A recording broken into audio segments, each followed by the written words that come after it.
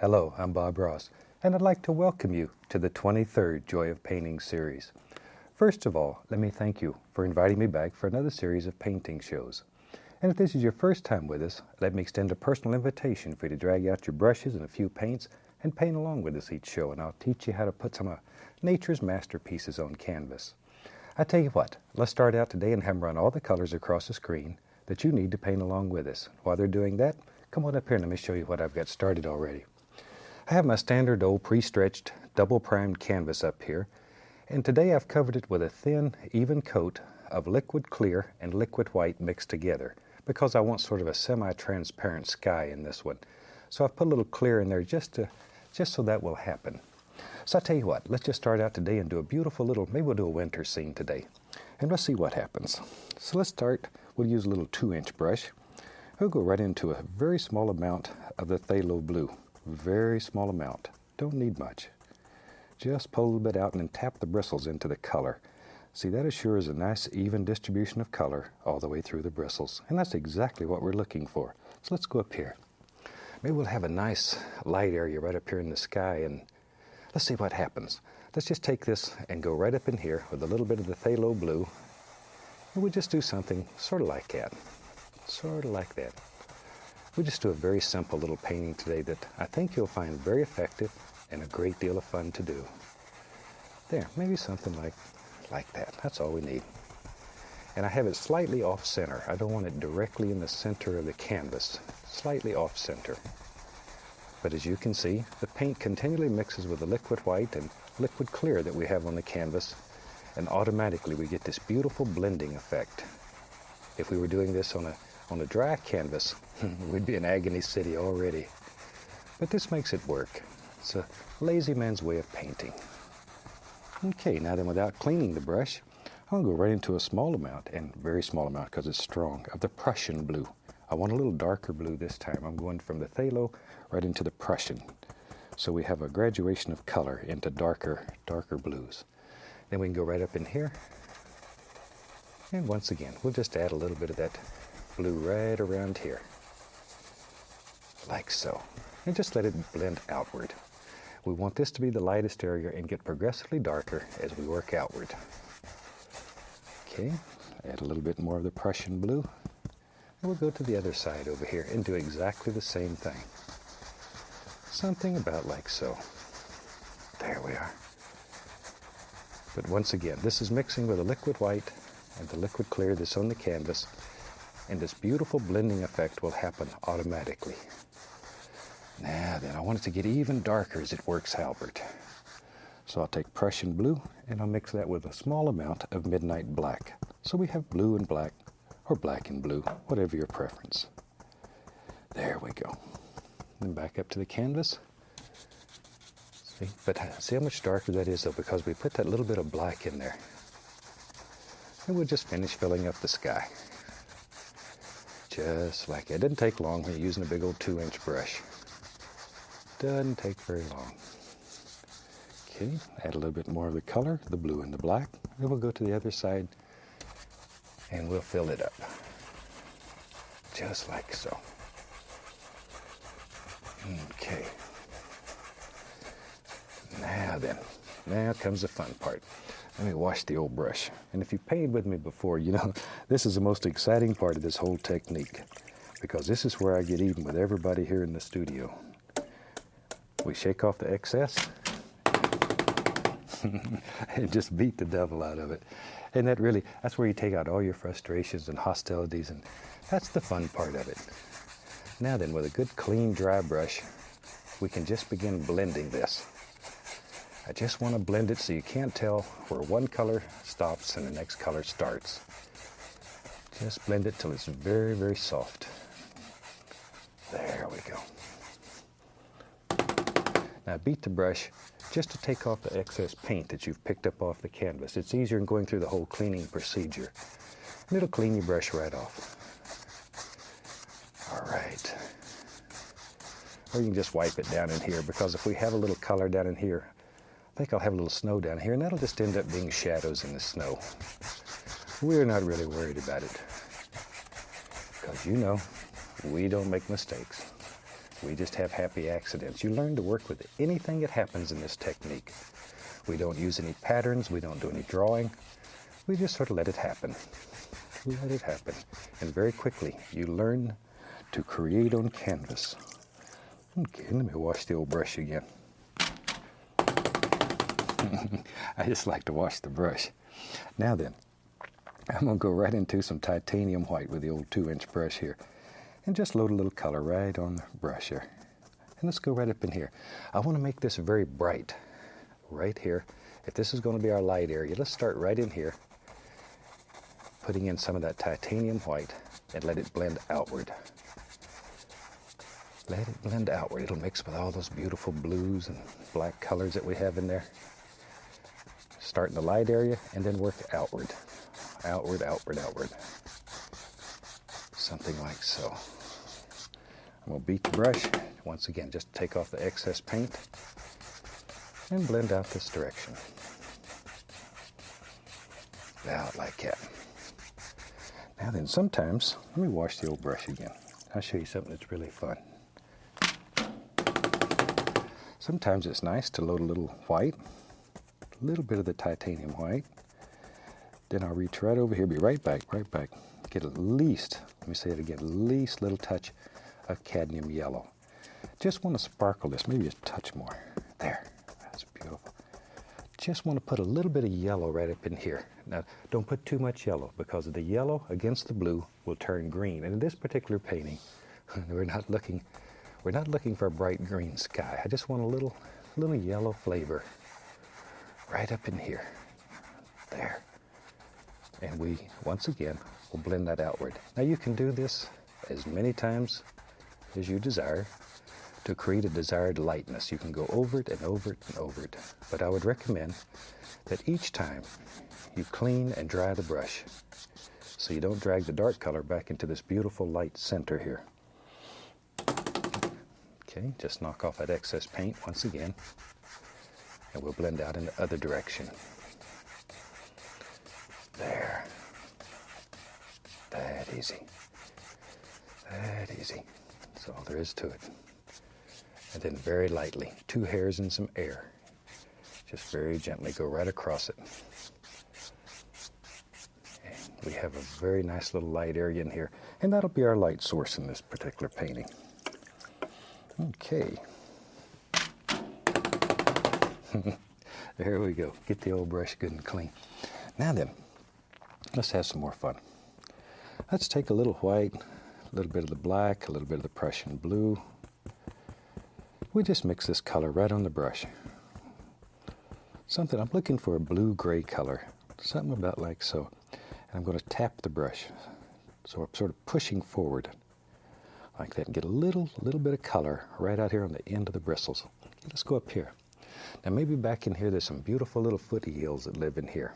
And our world, maybe, yep, you're right. They live right along in here. And by just using the corner of the brush and tapping, we can put the indication of all kind of little things back in here. We just sort of let them blend right on out into, they just sort of fade away into nothing.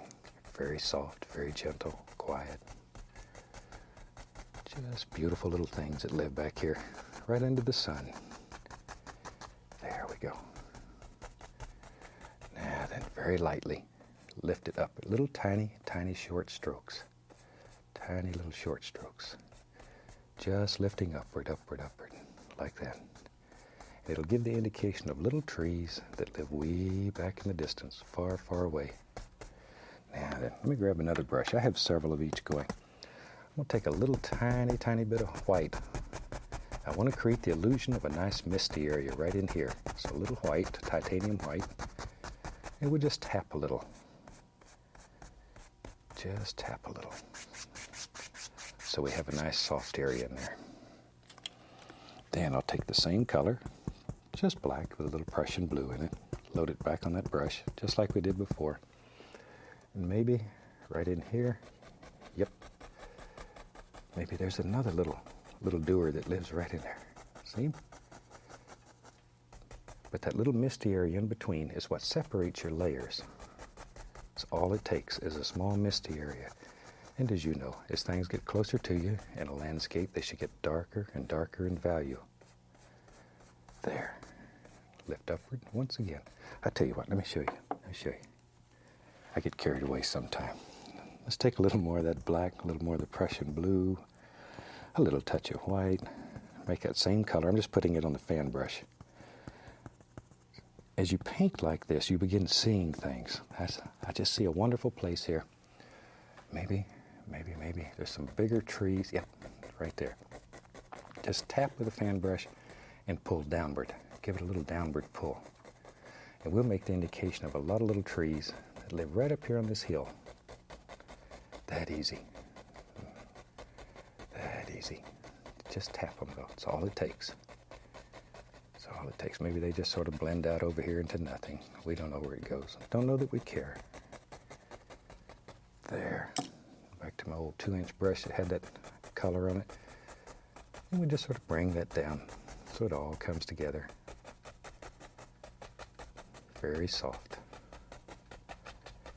There we are. But see how easy that is? Don't be afraid of this brush because it's large. It will do wonderful, wonderful things for you.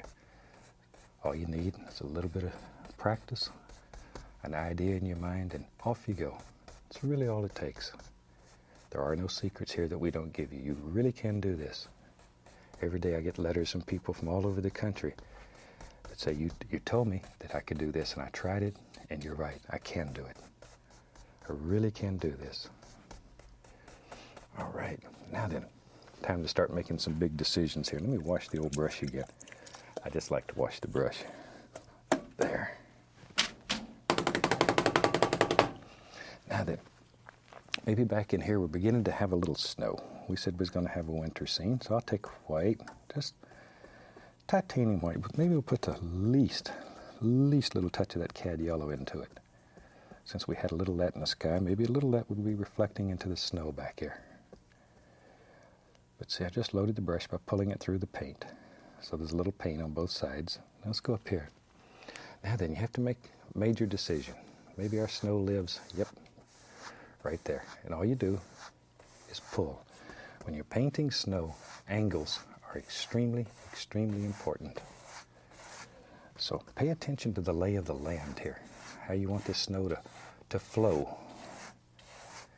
There, and I want it to come slightly downward, but not a great deal, just so it looks like there's a little incline there. And by pulling those strokes in that direction, that will happen automatically. Automatically. You don't have to worry about it. Just think about the angle that you have in here. There. A little shadow right in here. Taking a little of that gray color and pulling back this direction. And I'll show you why here in just a second. Let them blend together. So you have a little shadow area. There. Now then, maybe in our world, go back to the plain white, maybe in our world we'll have, yep, how about right here? We'll change the angle and let it come right through. See, there it is. Just pull it. You can do anything in your world that you want to do. That easy. By changing this angle, we have a whole different plane in that painting. And it pushes that and that and that way back further. And planes in a painting, different planes. Each one of these is a plane, not an airplane going by. Each one of these planes helps create that illusion of depth and distance in your painting. And I like a lot of depth and distance in my paintings. I think that's what makes painting spectacular. Oh, I just had another idea. This little hill here, let's do this. Take a little of the Prussian blue and the black, mix it together. I want this to be pretty dark. I'm only putting a small amount of white in this. I want it to be a little darker than the background color. A little bit more white. There we go. And you just mix these colors on the brush. Once again, don't worry about it. Just mix them on the brush. Let's go up in here. Maybe on this little hill, there lives a happy little tree right here. Right there. There. If you've painted with me before, you know I have a lot of little squirrels and other animals that live with me. And this would be a good place for my little squirrel to, he could sit up here and look all out over the countryside and see what was happening. And my little squirrel certainly is nosy. He'd want to know. Maybe later on in the show we'll show you some of those again. Right now I have 5 of them that live with me. There. Sometimes that's worse than having 5 children. We'll have another little tree over here. What the heck? But all you're using is a corner of the fan brush, and you just sort of push downward. Just push downward like that. And as you work down the tree, you push harder and harder because you want the branches and the limbs to get larger and larger. Now down here at the bottom, all you got to do is take a little touch of this white on the 2-inch brush, grab a little of that color. Intentionally grab the color because that'll make a shadow right underneath, see? And just pull it. And it'll give that little tree a place to set on there. You don't want him just sitting up there sort of floating. There. And once again, begin thinking about angles in your snow. There we are. See there? Now you can take, maybe there's a little bush or 2 little grassy areas down here at his foot. Take that same color and just sort of push upward a little bit. That'll help create that illusion. And you can grab and clean up the bottom of the little grassy areas same way until you have it just as smooth as silk. There. And let's take our knife. We'll use the old knife here. We'll just put the indication of a little trunk here and there. I don't want a lot of detail. This is too far away in my world. Just some indication. See, we just pull through and you can turn a few trees into a whole forest back here. Scratch through the paint and it'll give the indication of a little trunk here and there. And maybe there's a little stick or twig. Whatever. Shoot, let's get crazy. You know me. Shoot, this would be a wonderful place. If my little squirrel's going to live there, I'd have to have a house too. So let's come right in here. Let's have us a little cabin lives right here. Now, one of the easiest ways, take your knife, and I may not be able to see that, but scrape out a basic shape. It does 2 things. It allows you to lay out your little cabin without being committed, and it removes excess paint. So the next layer goes on easier. See there? But you can scrape out the whole basic little shape, and you're still not committed at this point. There we are. Now then, let's take a little Van Dyke brown. We load that little roll of paint on the knife by pulling it out flat and then cutting across it. Let's do a back eave back here. It's just Van Dyke brown, that's all it is. Pull down. There we go. Give him a nice little side there. Over here. Just pull down. There. Now if you haven't painted with us before, one thing that I should mention, the paint that we use is extremely firm. It is much firmer than traditional oil paints. Much, much firmer. That's the only reason we can paint wet on wet. In other words, do the whole painting while it's still wet. If you put a very firm paint up here first, then you can put thinner colors right over the top of it without becoming a mud mixer. And if you've painted before, all of us have experienced a little mud mixing. It just comes with the territory.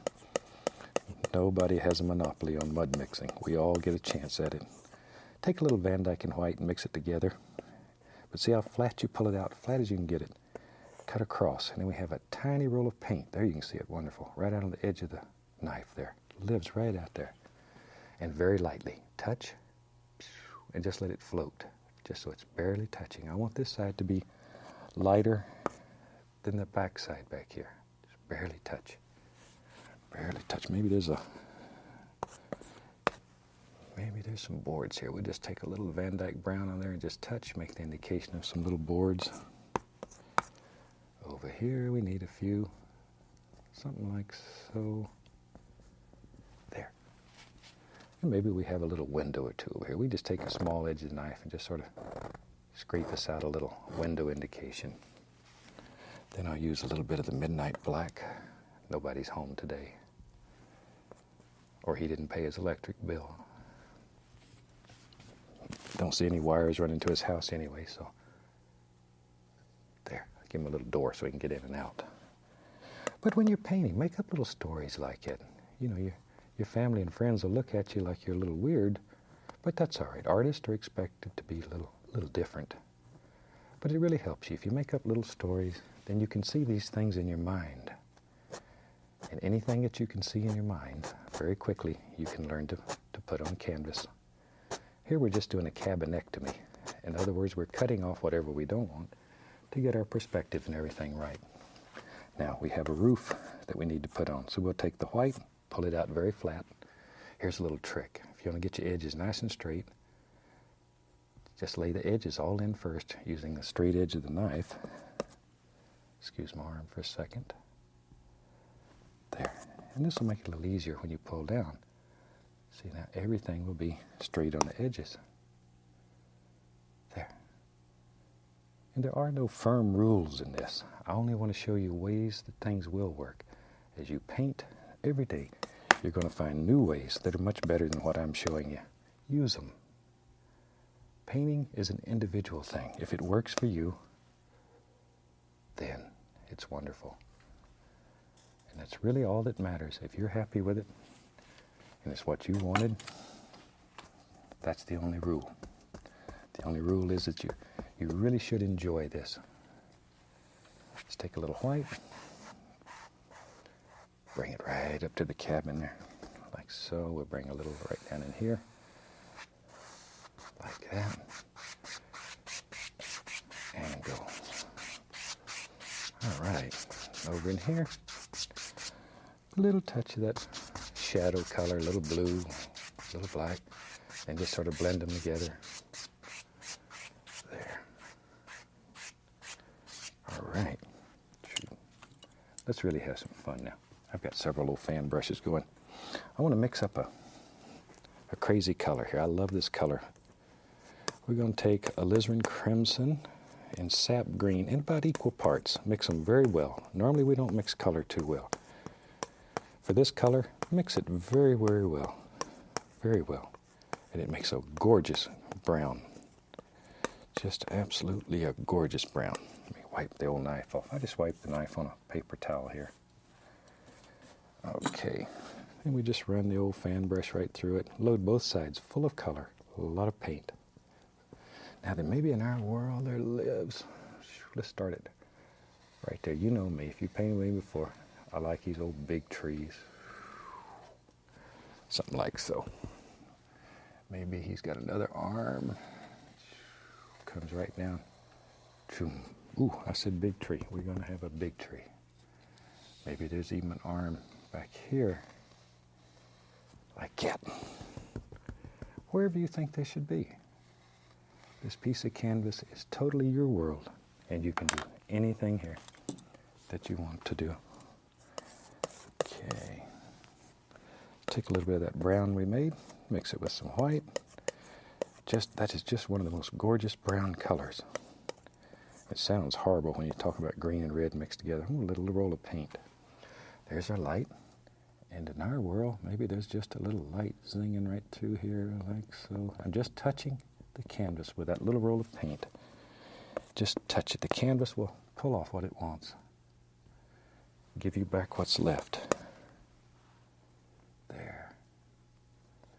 Just wherever you think light would zing through here. Something about like so. Now you can make this entire tree with a knife if you wanted to. It's up to you.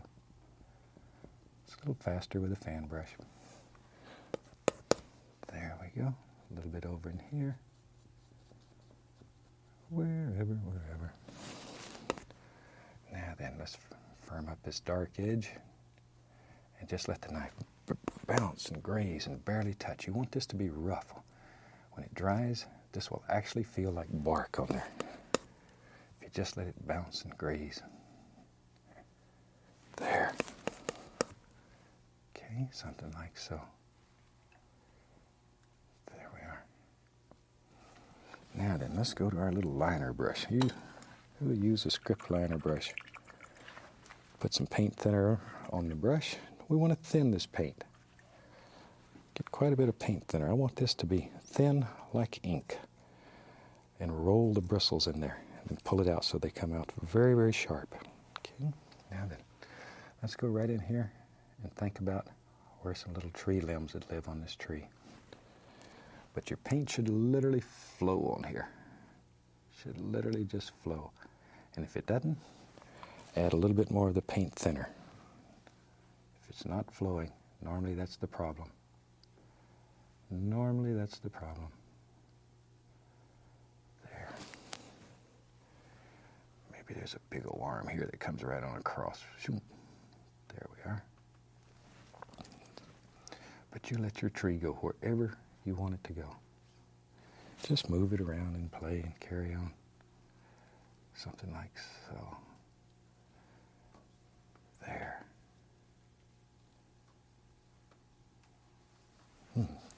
Okay. Now we can just dip that clean brush right into a little bit of liquid white, put a little snow right around the bottom here. There, just sort of fill that in. Tell you what, let's do. Let's take a little more of that brown color. Let's have, maybe there's what remains of a little fence right here. Something like so. All we do is touch, come right across, put a little bar. Maybe there's a little thing there. A little bit of that white right along the edge. A little right on there. Okay. Take a little touch. Maybe a little shadow right there in the snow. Something like so. And we'll just put the indication of a little path here. And with that, I think this whole painting will be about finished. Hope you try this one. It's very simple. You'll enjoy it. You'll have fantastic results. So with that, I think we're going to call this one finished. And from all of us here, I'd like to wish you happy painting, and God bless, my friend.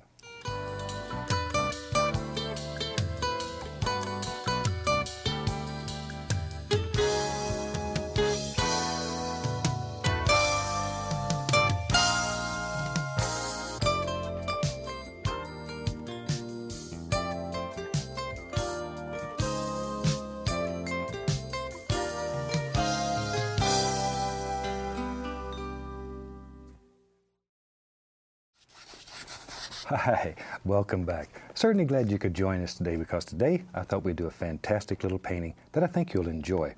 So I tell you what, let's start out and have run all the colors across the screen that you need to paint this little painting that we're going to do today. And come on up here, let me show you what I've got done already. One of my favorite things in this painting technique is black gesso. And today, let's do one that has a lot of black gesso on it.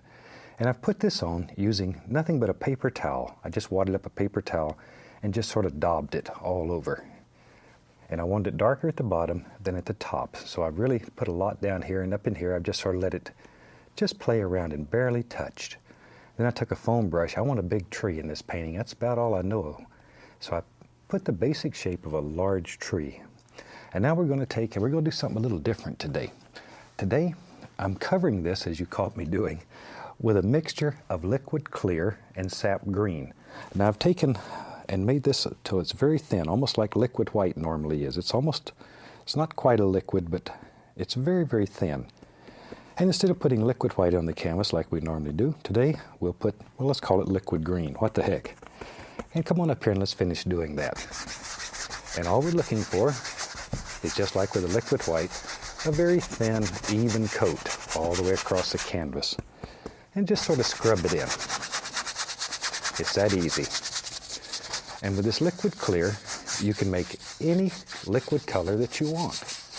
I think it's better to use sort of transparent colors, but you really can do this with any color that you desire, and you will not believe some of the effects that you can achieve with this. There. But because this sap green is so transparent, all the little things that we did with the black gesso show through, and already it's beginning to give the illusion of a lot of little bushes and trees that are far, far back in the distance. And I think I'll do a little scene that looks like we're deep in the woods. I really like those kind of scenes. There. And as I say, all we're looking for is a nice, thin, even coat. Now the black gesso, of course, is allowed to dry completely before you put the liquid color on. But we don't want the liquid color to dry before we start. There. All right. Let me wash the old brush. And we wash our brushes with odorless paint thinner. Be sure it's odorless. Otherwise, you're going to be the most unpopular person in the house. shake off the excess, and then just beat the devil out of it. All right, now let's really have some fun. Let's take that same old brush. We're going to a little titanium white. Be right back. Let me get a little touch of cad yellow maybe and put in there with it. Now this is just titanium white, a little bit of cad yellow mixed together. Not much yellow, just a little. Okay, let's go right up in here. Now you sort of have to decide what's going to happen where. I'm just going to take the corner of the brush and begin swirling in some little patterns. Now the sap green is very transparent. The white is opaque. So now things are going to start happening. A little more color on there. There. And just swirl this. I don't want to cover up every bit of the green though. I want some of it to show through. And in some places the white's going to be so thin that you literally can still see through it, even though it's opaque. And play with this. You'll be amazed at some of the effects that you can achieve. Absolutely amazed. This is one of the neatest things that we've ever come up with. There. But you can just make it look like the sun is zinging through there and all kinds of beautiful little effects are happening. Just sort of turn your imagination loose. Let it go. Let it go. That's what painting is all about. There. A little bit showing through the trees up here. Wherever. Okay. Now then, I have several of each brush going, so I don't have to spend all of my time washing brushes. So we'll take a nice dry 2-inch brush and very gently, using just the corner, just begin blending all that together. And you can blend this to any degree of softness that you want. So as you're doing this, step back and take a look-see, because it's very hard to see your painting when you're right up against it. Just step back and take a look. See if it's blended as much as you wanted or not enough. And you can always add more of the titanium white to make it brighter if you want. So you're not committed. You can do anything here that you want to do. There, just gently blend it and leave some of these areas a little brighter. When it's all done, it will begin looking like light shining between trees way in the distance. And as oil paintings dry, they'll lose a little bit of their brilliance. They'll dull down just a little bit, not much, but just a little. So you make it a little bit brighter than you actually want it. And by the time the painting's dry, then it'll calm down. There. But isn't that a fantastic way of making just a background that's almost unreal? I love these kind of little things. My mother loves these things. She really likes these paintings that are deep in the woods. And right now she's not feeling too good. She's in the hospital while we're making this show. So let's dedicate this one to my mother. She's my favorite lady in the whole world. So Mom, this one's for you. I hope you feel better soon. There. Okay. Now then, I'm going to take a little bit of the paint thinner. I'm going to take a little bit of, well, we'll use a little black, a little sap green. Be right back. Just mix them together on the brush here. Let me get a little more paint thinner. Need just a touch more of the thinner. There. You want this to be very thin, almost the consistency of ink. All right. Now then, let's go up in here. Let's begin thinking about all kind of little tree trunks and sticks and branches that live way back in here. If you have the paint thin enough, it'll flow right over the top of this, because the titanium white you put in there was very thick. It's very thick. It's very dry paint, much drier than traditional oil paints. And I know I hear this every day. People go to the art store to get some very dry paint, and they'll tell them it makes no difference. Just use whatever they happen to have. It does make a difference. Really. If you have a soft paint, you just absolutely can't paint over the top of it because it just blends together and we become mud mixers. There. And if you have a little nervous twitch to your hand, it makes much nicer tree branches. So just sort of let them wiggle and jiggle and wherever you think they should live. All these little things. Wherever. And if it gets to where it doesn't want to slide easy, all you have to do Add a little more paint thinner to your brush.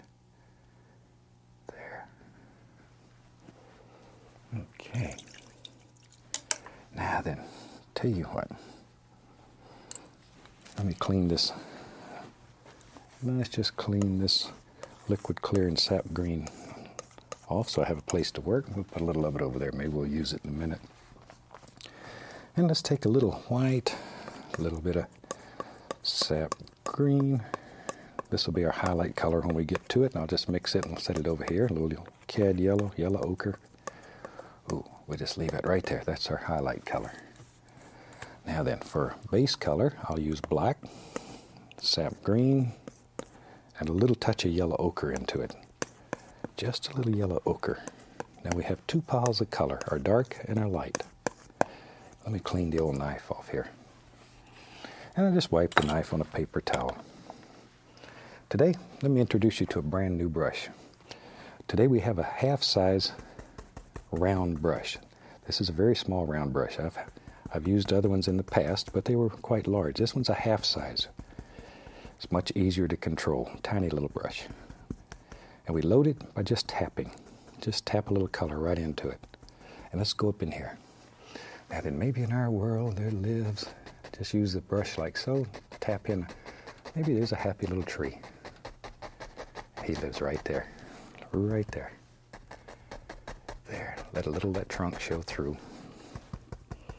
Okay, and he's got a friend. There's his friend. You know me. I think everybody needs a friend. Everybody needs a friend. But look at that. Isn't that a fantastic little brush? Little rascal works, maybe. Yeah, why not? Let's have some nice little things that are living right over in here. There. Just tap them in. Think about general shape, and that's really all you have to worry about. The brush does the rest of the work. Just tap. Just tap. But do think about basic shapes. There. A little bit in here. And because we have the black gesso under here, we don't have to worry much down in here. Most of your dark color is already in. It's already in for you. Maybe we'll have a little, how about something like that? And these little paintings will just sort of happen. If you just start playing and looking at them, they just really sort of happen. Because you begin seeing little things that live back in here. And the more that you paint and the more that you practice, the more that you're able to visualize these. You really don't have to trace and have patterns and all that stuff on here. You really can learn to be creative as you paint. And it's like anything else. It takes a little practice. Chances are you didn't drive the car real well the first time you tried. But with a little practice, got very good at it. Of course, the other day I met a driver I think had never done more than that first time. He almost ran me off the road. All right, now then, we'll just use that same brush, and I'm going to dip it into a little touch of the liquid clear. That'll be our thinning agent.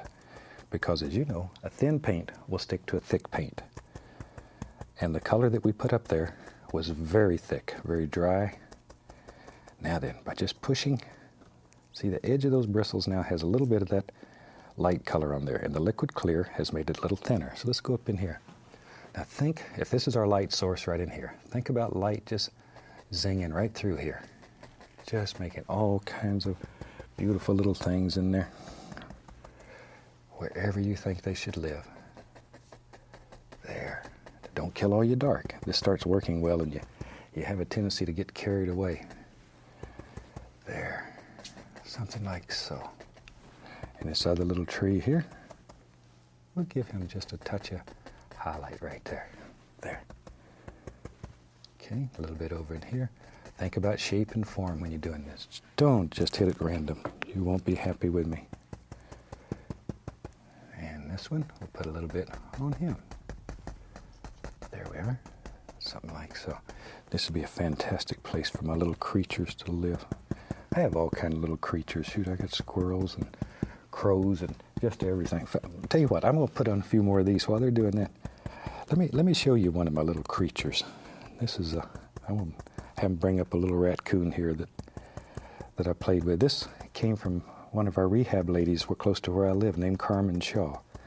And I borrowed him. He's a loner raccoon, but he's the cutest little devil. And he's so much fun to play with. But they do grow up and they get a little nasty sometimes. One of them little rascals can. So if you're raising a raccoon, be careful when they grow up. They're pretty tough little characters. But when they're babies like this, God's never made a more delightful little thing. And they're just like feeding a little baby. Oh, they just lay there, and when they're done, you pat them on the back and they burp. I get sort of carried away with these little characters. Shoot. My mother lives with me, and her and I have all kinds of these little characters. Isn't that precious little devil, though? See the milk running out of his mouth? He's not very neat. There. Okay. There we are. We're just putting some little things here and there and working layers here. I'm just varying the greens back and forth. Little cad yellow, little Indian yellow, little yellow ochre once in a while, and now and then at least a little touch of bright red. And the bright red, believe it or not, is your duller. It will make the green turn brownish. So use a little bright red when you want to dull the color. There. But mostly greens in this particular painting, I think. And every once in a while I'll dip back into the liquid clear just to get a little more of the thinner, just to make it thinner. You could use paint thinner. I like sometimes to use this clear because when it dries, any place that you put the clear will have a nice shine to it. It's almost like the painting was glazed. There we go. But think about how the little bushes and stuff. Oh, I know, I see something here. Let's take, you know me, I get crazy. Let's take a little of the dark sienna and the Van Dyke brown and white and mix it together. And leave it sort of marbled like it. Don't over mix it, just leave it sort of like that. Get a little roll of paint right on the edge of the knife.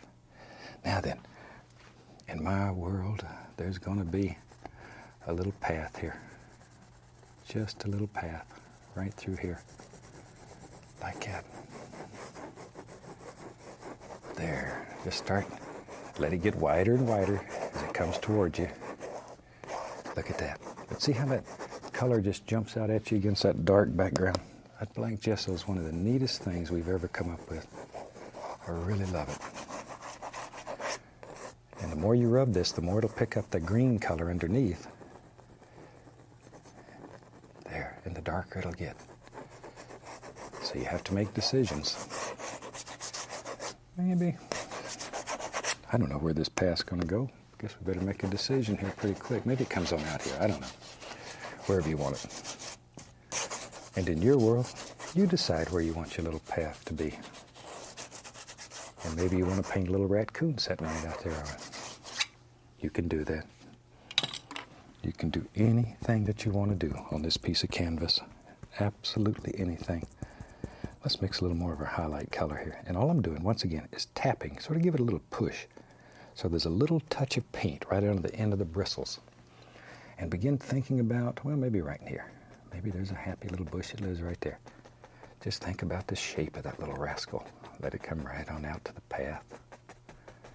Get darker and darker and darker down toward the base. Use less pressure. Barely touch. Barely touch. Just let it graze down in there. There. Now then, maybe up in here. How about right there? This one is a little darker. A little darker. It's back here more in the shadows. So he's a little quieter. Just a happy little tree that lives back here, and he watches everything. And he's got a little friend right there. There he is. There he is. I like landscapes so much, I think, because when I was a kid, we lived way out in the woods. They had to pipe sunlight in where we lived. It was so far out. And I spent a great deal of time in the woods. And there wasn't many other kids around, and I had to learn to play with the creatures that were in the woods. That's why I like animals and little squirrels and raccoons and all those things so much. Because they're very special. Very special. And when I got old, I guess I didn't lose that. Still like them. I wish I could take them all home with me. After a while, you have to sort of draw the line somewhere. Otherwise, your house looks like a zoo. There we are. Okay. Now then, we can take, we'll just take a little fan brush here. That's number 3 fan brush, doesn't matter. And you can soften these edges very gently, so it looks like you're in shadow underneath some of these little bushes and stuff. And it's a nice way to clean it all up and bring it together. There, very gently, just soften them. There we go. Okay. Now, we got to start making some big decisions here pretty soon. We'll put a couple more little sticks in and think about it for a minute. Use a little bit of the midnight black with paint thinner. Maybe there's a nice tree trunk right there that we can see. Paint should be extremely thin though. Very, very thin. There. Maybe there's a little tree right here that we can make out. And here and there, wherever. And you put a few in that are lighter color here and there if you want to. Just look at your particular painting, because every painting that's ever done is going to be different. No two will ever look alike. And that's what makes it so fantastic. You don't want your paintings to just look alike. There. All right, let's start on this old big tree. That's the fun part of this whole painting. I'm going to load a fan brush with just midnight black. Just midnight black. There. Okay, now then. With the black gesso, we have a basic shape in here. So all we have to do is just sort of fill it in good and dark. There we go. Maybe a little tree, maybe it goes right on off like that. There. This is going to be a huge tree. I want the edges to be sort of gnarly. Is that a word? Gnarly? You know what I mean, all bumpety. Maybe it comes down like that. Maybe there's, yeah, let's do this. Maybe there's a big old root that comes right out here in the path nearly. Because if you're walking down the path here and you get tired, this is where you'd sit and maybe you had a little picnic lunch. You could sit there and kick back, put your foot up, watch the little squirrels play. Yeah, I like to do that. I'm a big time hunter. I take my camera to the woods and shoot them with a camera. There. Okay, do the other side of the old tree. He comes down, maybe like that. Maybe like that. This tree's got a lot of arms. There. In your tree, you decide how many arms you want it to have and put them wherever you think they should be. And if you look around, maybe out in your yard, you've got a big tree that you'd like to put in your painting. You can get a basic idea and a basic shape just from that tree and drop that rascal in. And you're not committed. Trees grow, they're like people. They grow just about every way imaginable. Every way imaginable. And all are wonderful. There. Now then, I go back to my liner brush. Put a lot of paint thinner in it. A lot of paint thinner. I want to make this very thin. Very thin. Now then, maybe here and there, we'll just put the indication of a few more little branches and stuff that are just sort of dripping off there. They just hang around and have a good time. There we go. See, wherever you want them. Wherever. And when you're doing this, don't just try to copy. Do what you want to do.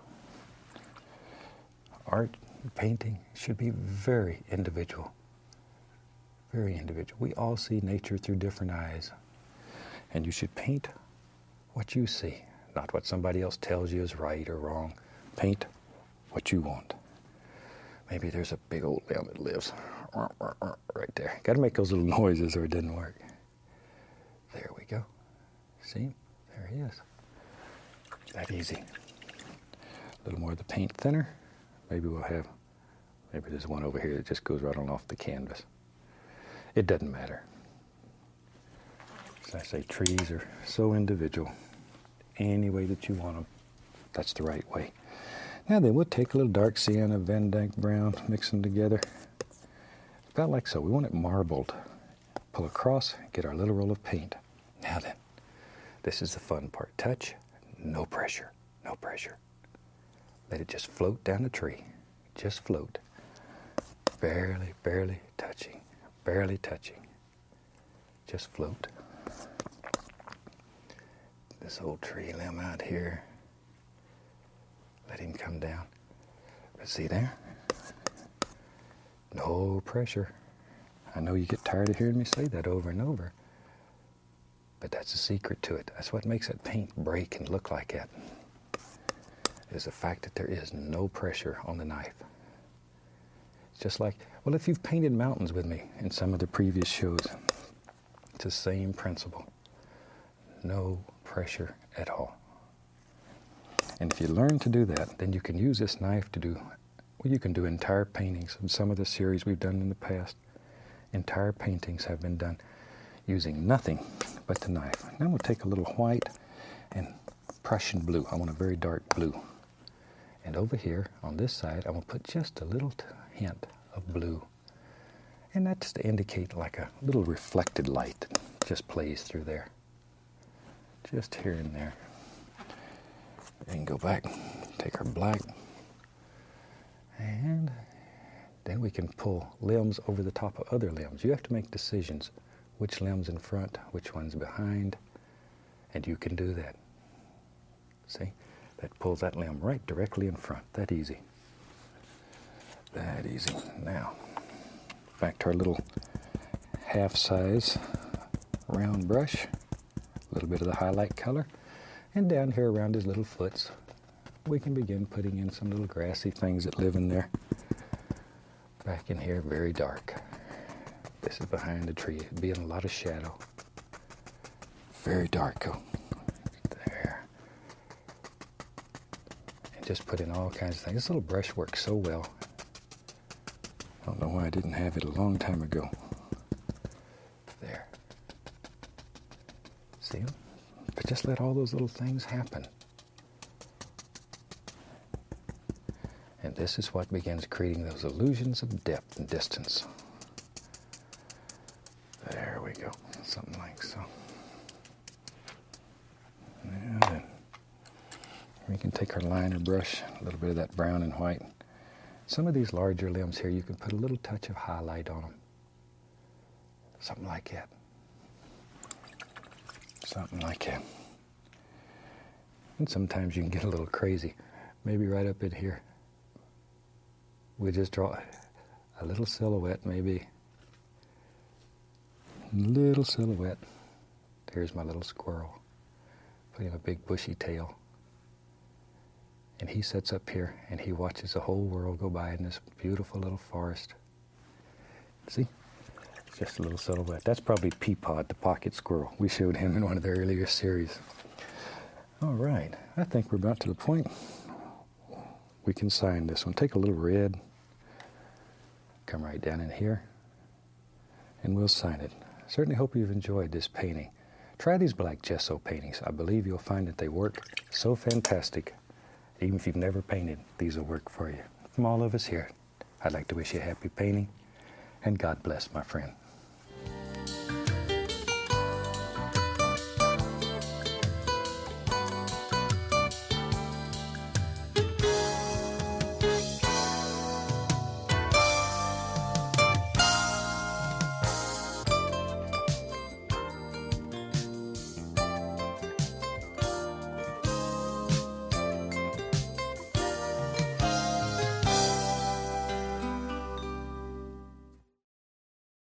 Hi, welcome back.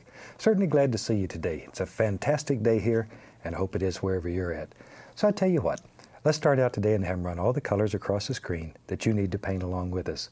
While they're doing that, let me show you what I got done up here. I have my standard old pre-stretched canvas up here, and I've covered it with just a thin, even coat of liquid white. And the liquid white just makes the canvas wet and slick, and so we're all ready to go. So let's do a fantastic little painting day. Today I want to show you a very simple little painting that really works well. Just let's do something easy. Start with the old 2-inch brush and let's go right into a little touch of the phthalo blue. And just touch a little and pull it out, and then tap the bristles. That gets us a nice even distribution of color. See, all the way through the bristles. Okay, let's go up here. Because we have the liquid white on here, the color is continually mixing. So you start at the top, making little X's, little crisscross strokes, just like so. But see how it blends with that liquid white? If you had a dry canvas, ooh, it just doesn't work like that. The liquid white really allows you to blend color. It makes life easy when you're painting. There we are. And as we work down toward the horizon, we want it to get lighter and lighter in value. And that will happen automatically because, once again, the paint's mixing with the liquid white that's on the canvas, and so it gets lighter in value automatically. You don't even have to do a thing. There. Something about like so. Now maybe I want to darken the edges a little, so I'm going to add just a touch of the Prussian blue. Prussian blue is much stronger than the phthalo blue, so just a little bit. Don't want much. I'm going to go right up here, right on the edges, and I want to darken those so when the painting's finished, your eye is going to go up in this area. The light area will lead your eye right into it. And a little touch maybe on the other side. What the heck, we don't want him left out. There. And just very gently go right across. That just takes out the brush strokes and brings everything together. Okay, now, while we have a little brush going here, we'll take a little more of the blues. Well, I'll use both blues. What the heck, we'll start with phthalo, like we did on the sky. Let's go up in here. Maybe there's a little water in here. You know me. Shoot, I love water. Now, still water is always level. Always level. So try to keep your strokes as straight as possible. There. A little more of the blue over on the other side. And pull from the outside in. That way, this is a nice feathered edge here. You don't have a distinct line that you have to try to work out. Just pull from the outside in. And don't worry about it this time. Anything that we don't want to be water, shoot, we'll just cover it up. Just cover it up. There we go. Now then, fun time. Let me wash the old brush. If you've painted with me before, you know this is the highlight of the whole painting. There we go. Just shake it off. And just cover the entire studio. You should see our camera crew. Now then, I just want to brighten this a little. So I'm going to take the least little touch of cad yellow and just put right in here. Just a little yellow highlight. Not much. Not much. And then we'll work that in. There. And when that touches blue, it'll just make us a nice greenish color. And we don't mind it in the water. All right. And that easy. We have sky and water. See, I told you this was going to be a very simple little painting. That's easy enough that even if you've never painted before, you can do this one. You can do it. And you can clean the brush. Now then, let's build us a little cloud. Everybody likes to have clouds in the painting, so I'll show you a very simple way.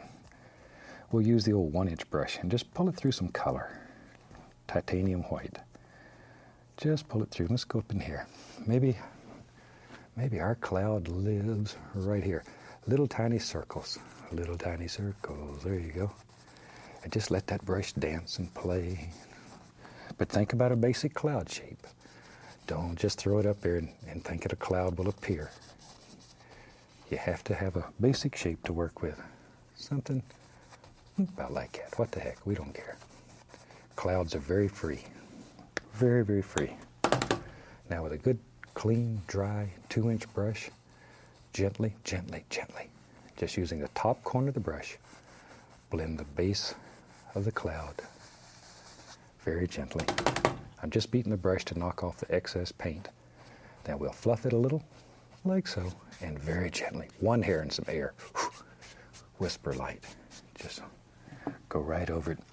Tell you what, shoot, that was so much fun. Let's get crazy. Maybe in our world there's several little clouds. I want to add the least little touch of the bright red to that. And let me say least one more time because it's a very small amount. And once again, pull it in one direction. See, got a little color there. All right, let's go up in here.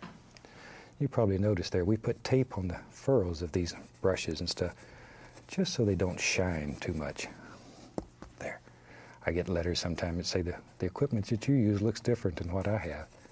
It's no different. It really is no different. All we do is we have to dull it. Otherwise, when all these lights in the studio hit it, it would shine and make big glares in the TV, and this mean old director would yell at me. So we just put a little bit of tape on there. And the knife, I spray paint it with just black paint. There.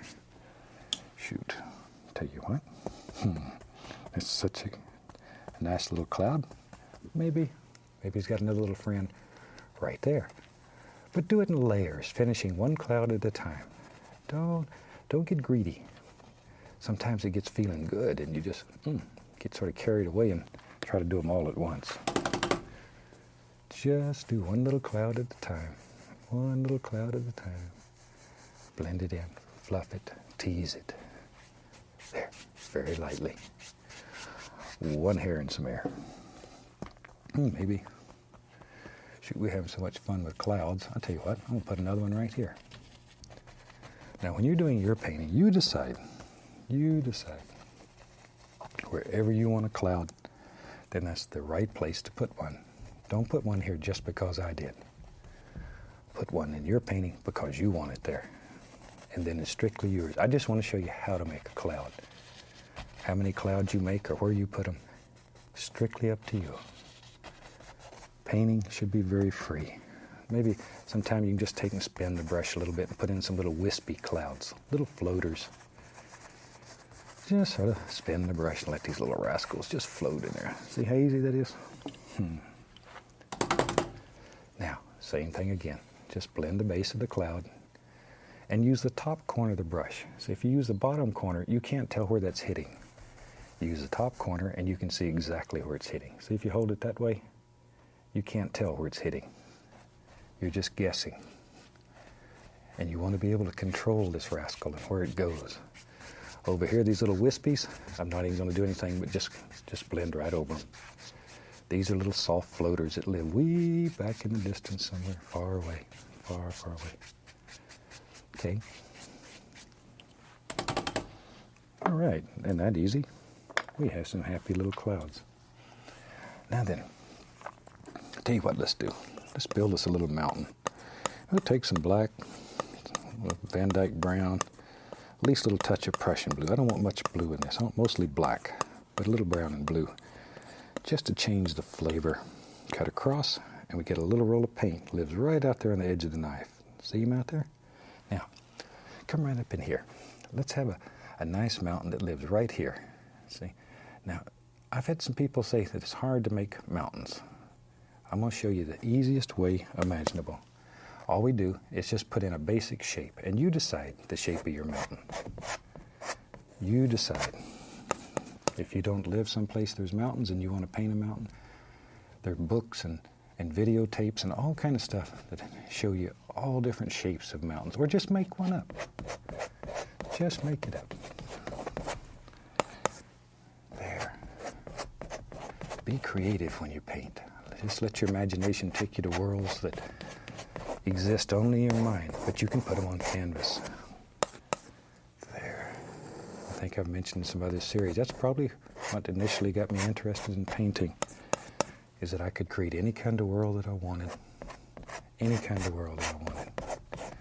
No bad stuff here. That's why we have happy little trees and everything's happy here. Okay, now I'm just going to sort of pull that down. Grab it and sort of pull it down. Just like we would normally do to make a mountain. See, it's getting lighter down at the base. And over here, we'll just go in this direction. And all we're doing is just pulling the color out so the next thing sticks easier. There, get rid of that excess paint more than anything else. All right. Now let's take a little touch of we take some titanium white, at least a little touch of dark sienna, maybe just a touch more than that. Ooh, that's nice. That's nice. Little roll of paint, once again. Put a very small roll of paint. Now then, go up in here and just barely touch, and just let it sort of float down the mountain. See there? Okay, see how easy that is? Now if you do it fast, it works better than just barely doing it.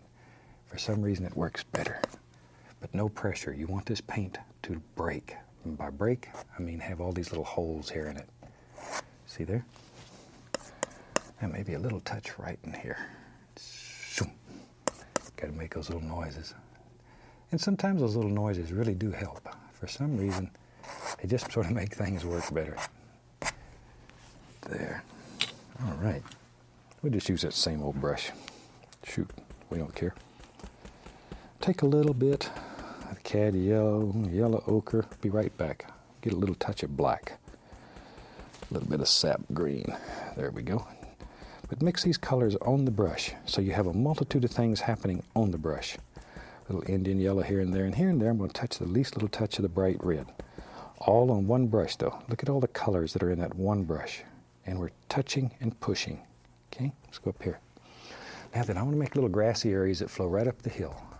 So all we do is touch and tap. Follow the angles. Always follow those angles. There. See them? But isn't that simple? All you're doing is just tapping. The most important thing is the angles here. You don't want your mountain to flow up this way and you put grasses going in a different direction. It will disturb you. I bet you've looked at paintings and your mind says, something's wrong with that painting. You might not be able to tell exactly what it is, but you know something's wrong with it. And sometimes it can be something as simple as that. So these little things that we talk about all the time, like lay of the land and following the correct angles, are most important. Most important. They'll make your painting special. Very special. Watch here. See, that one sort of went on over. So all you have to do, we'll take a little touch of black. Put right there. See, just give it something to stand on. Don't want it to just lay out there by itself. There. And very lightly pull that down. And I want it to remain a little darker, so it looks like it's closer in the foreground. There, very lightly. Just let it blend right into nothing. And you can do that with just a knife, that easy. Least little bit of color on the knife, and you can put the indication here and there of little things that are happening. But that's just a little black on there. Just to see how it makes it look like there's little things happening back here. And every time you have a little projection here, you need a little shadow underneath it or it won't play with you. It'll just go home and leave you. There we are. There. See, and then with a clean brush you can very gently just blend that up a little bit. But isn't that a neat way of making a mountain that really looks like it's far away? Now we go back to our brush that has the grassy colors on it. And we can begin just putting in all kinds of little things. And once in a while, you can hit a least little touch of titanium white and just put a little bright spot here and there. But don't overdo, or it will lose its effectiveness, like there's a little light hitting right there. Bing! Here it comes. It's going right over. There it is. See, I tell you what, let that go right on out there. And once in a while you can hit a little sap green just to give it a little dark areas here and there so it's not all the same identical color. There we go. There. Okay. But isn't that a fantastic and very easy way of making a gorgeous little mountain? Ooh. Sometimes I get carried away. I see something here. Let's take some black, Prussian blue, a little crimson, and sap green. We'll just mix all those together. Okay, let me wipe my knife off. We just wipe the old knife on a paper towel. Yeah. I use number 3 fan brush, and I'm going to put some of that dark color on there. Both sides, load it full. And maybe right up in here lives, yep, maybe there's a little stand of evergreens that lives right in here. I think that's what you call a whole group. I know it's not a herd of evergreens, so I think it's a stand of evergreen. A whole family, what the heck. A bunch. There. Now, back to our brush we were making the little grassy areas with. Put a little grass right there in front. And see, that dark color will make an instant shadow underneath it. You don't even have to worry about it. There we go. Now then, let's get crazy. You know me. You know me. I like to play. Let's see, we had black, a little Van Dyke, a little Prussian. Mix that same color again. Once again, our little roll of paint. There it is. Maybe over here on this side. Yep. Let's have another one. Lives right here. Another big old mountain. It comes down right there. Certainly does now. Maybe, I don't know, maybe this one's got a little bump right here too. And then comes right on out like that somewhere. There we go. But mostly black. I'm using a very dark color here, mostly black. All right. Now, grab that, and once again, just pull it out, just like we did the other one. This is just a repeat of the other side. You'll do it twice, and that'll give you a lot of practice. A lot of practice. There. Okay. And once again, we take a little white with a little touch of dark sienna in it. Maybe at least a little touch of black into that one, just so it has some variations. We come right up here, barely touch, whisper. Just whisper light. Let it go. Let it go. No pressure. I think I've mentioned before when I was teaching my son Steve to paint, I used to tell him just to pretend he was a whisper and floated right across the mountain. And he understood that. It made him understand what a gentle touch this is. A lot of times I absolutely drop the knife because I'm holding it so gently. All right. Now, we go back to our brush that had the little grassy colors on it. And let's just sort of bring all that together. There it comes. See, just let that grass float right up there, though. Just sort of let it work its way right up there. And you have to decide how far up the mountain it lives.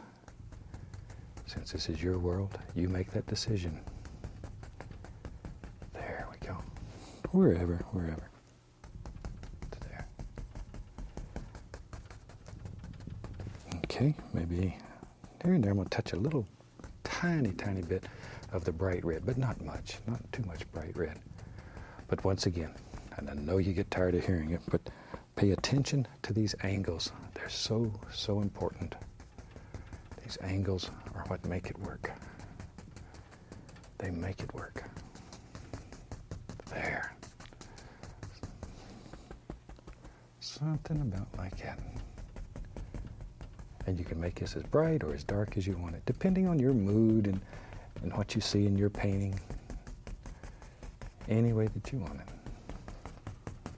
Sometimes when you're not in such a good mood, paintings have a tendency to get a little darker because paintings reflect your mood.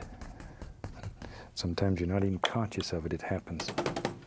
Now then, I'm just going to take a clean, dry brush, and I want to tap the base of this to create the illusion of mist down here. Just the illusion of mist. There, right down here at the base. Okay, very gently. You can also grab and lift upward here and there to make it look like little distant tree shapes. Little trees that are poking up. There. Okay. Now then, let's tell you what, we'll just take that old dark color that we had, go right into it. This was the evergreen color. So let's go back in here. Maybe there's a little bit of land lives right here. There it comes. Just tap it in. The big thing I wanted to show in this painting is how to make very simple little mountains. And I think we've done some pretty nice little mountains there for little quickies. And you can do that. There, this is just dark color so we can put a lighter color on top of it later. And it'll stand out. absolutely have to have dark in order to have light. Gotta have dark.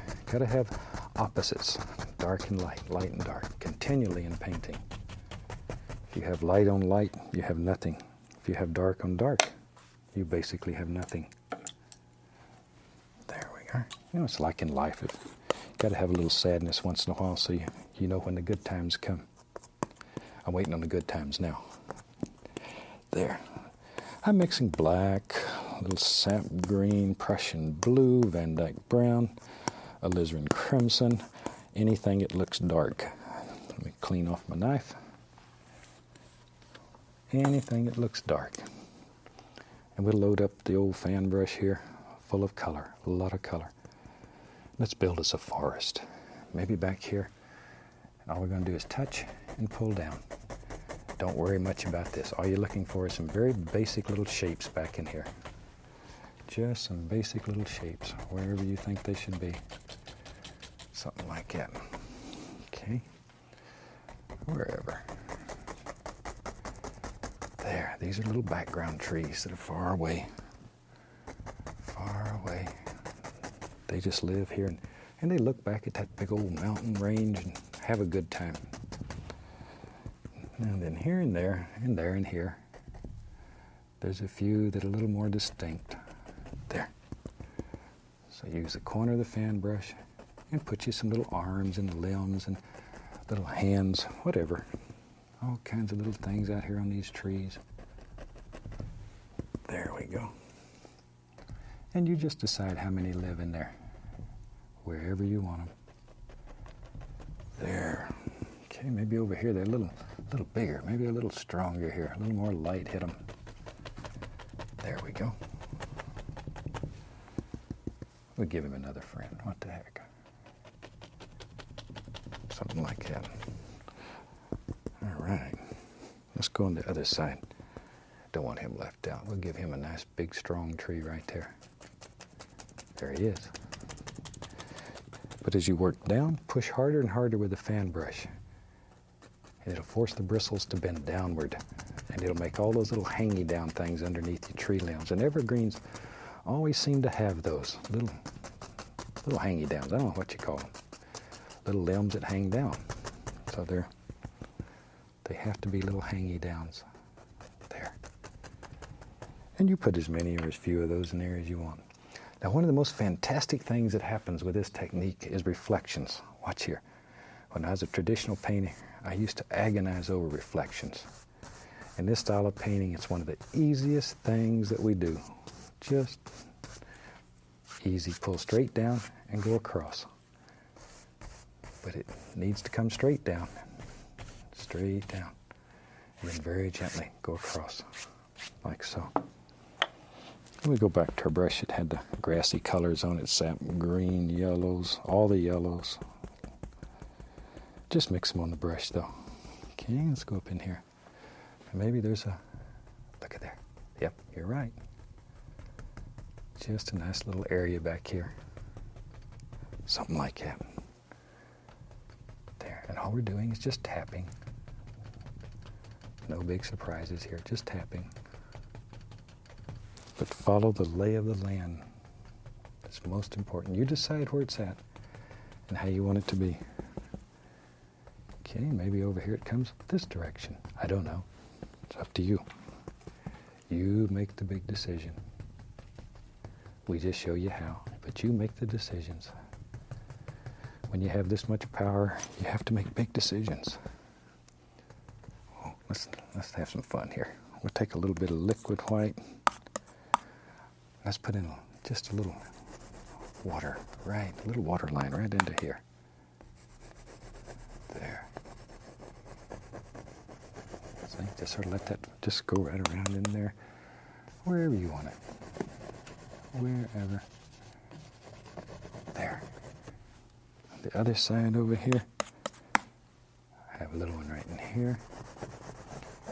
But I want this one to look like it sort of curves around. So just do that like that. And I'll put it in there first, and then I'll put the dark so you can see it behind it.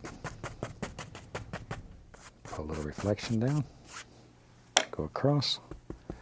Then all we have to do is put a little highlight on there. There we are.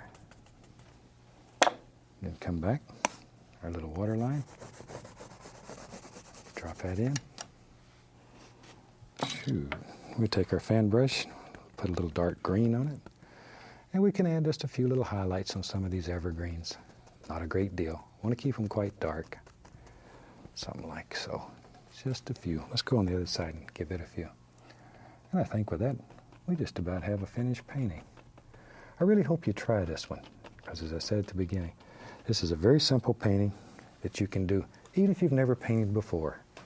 So from all of us here, I'd like to wish you happy painting, and God bless, my friend.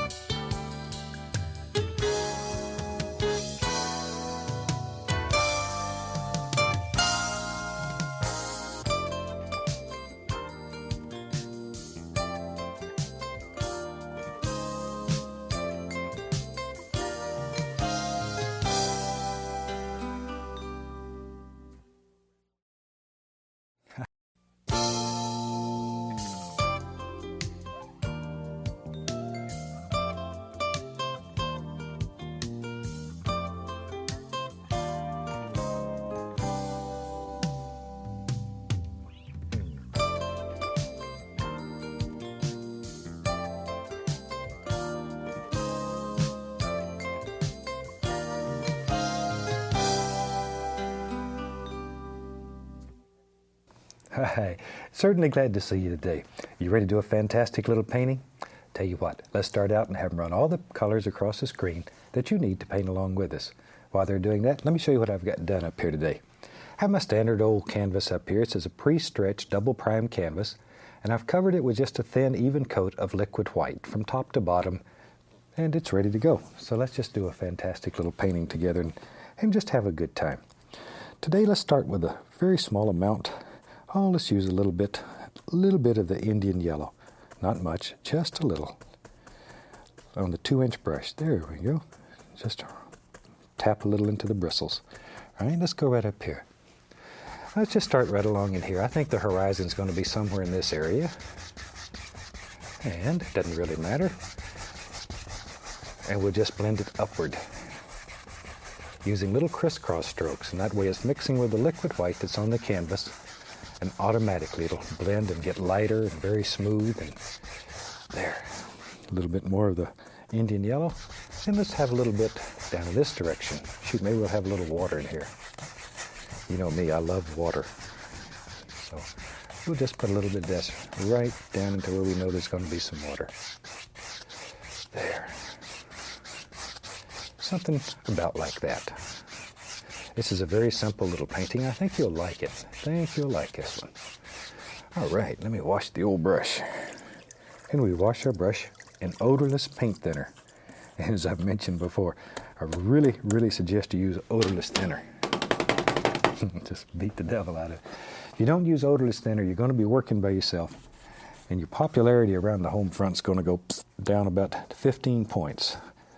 Here we go. I'm going to take a little bit of the midnight black. Just midnight black on the 2-inch brush. And let's go up in here and very gently, still using our little crisscross strokes, let's just put a little bit of that right up in here. It too will mix with the liquid white and you get those beautiful, beautiful values there. It just begins blending. There. Something about like that. And we'll just put it down to about that area, and then we'll come back with a clean brush and blend it in a second. Okay, now then, a little bit into the water. And if we're going to have water, let's just do this. Pull from the outside in. I'm still using nothing but just black. Just midnight black. There, to about there. And anything that we don't want to be water, we'll just put land right over it. As you know, if you've painted with us before, we don't make mistakes. We have happy accidents. And by that, I just mean that after a while, you begin to learn to work with anything that happens. We really don't make mistakes. You learn to use what happens. And that's when you truly, truly experience the joy of painting, because there's no fear of this canvas. And with this style of painting, that will happen very rapidly. There. A little bit of practice, just sort of a dream in your mind of what you want to paint. And off you go. Okay, let's wash the old brush again. Just wash the brush. Shake off the excess. And we're in trouble again. Now, when you do this at home, they make such a little thing. It's called a brush beater rack that goes down to the bottom of a wastebasket. And you can shake the brush inside of the basket, then beat that rack. And it contains all this, because you certainly don't want to do that in your living room. As I say, you'll change your decor in a second. Now then, clean, dry brush, and it needs to be very dry. We just begin blending where these two colors come together. And you want to blend it until you can't tell where one color starts and the next color stops. And sometimes to do that, you need to sort of step back and take a look-see at your painting. When you're right up against it, it's very, very difficult to tell what you're doing. Step back across the room, get your glass of iced tea, sit down maybe and look at your painting for a minute or two. And then you can tell what you have. A lot of times people write and ask me how I develop all these paintings, because when this series is over, there'll be nearly 300 paintings. There will be 300 paintings.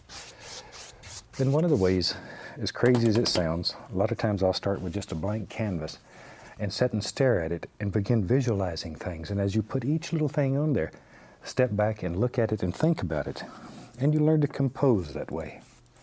There, tell you what, let's have some fun. I'm going to take some black, alizarin crimson mixed together. Just black and alizarin. And that'll make a nice lavender-like color. There. Pull it out very flat, flat as you can get it. Cut across and get that little roll of paint, and it should live right at the edge of your blade. I mean, it's right out on the very edge, okay? Maybe in our world, come right up in here. Maybe there's a little, way back in there's a little hill or a little mountain that lives way back right there. And all we're looking for is a nice shape on top. There. We're really not concerned with the bottom of it at this point. Something maybe like that. This one's going to be far, far away. So we're not looking for a lot of detail. We're looking for a basic shape, and that's all.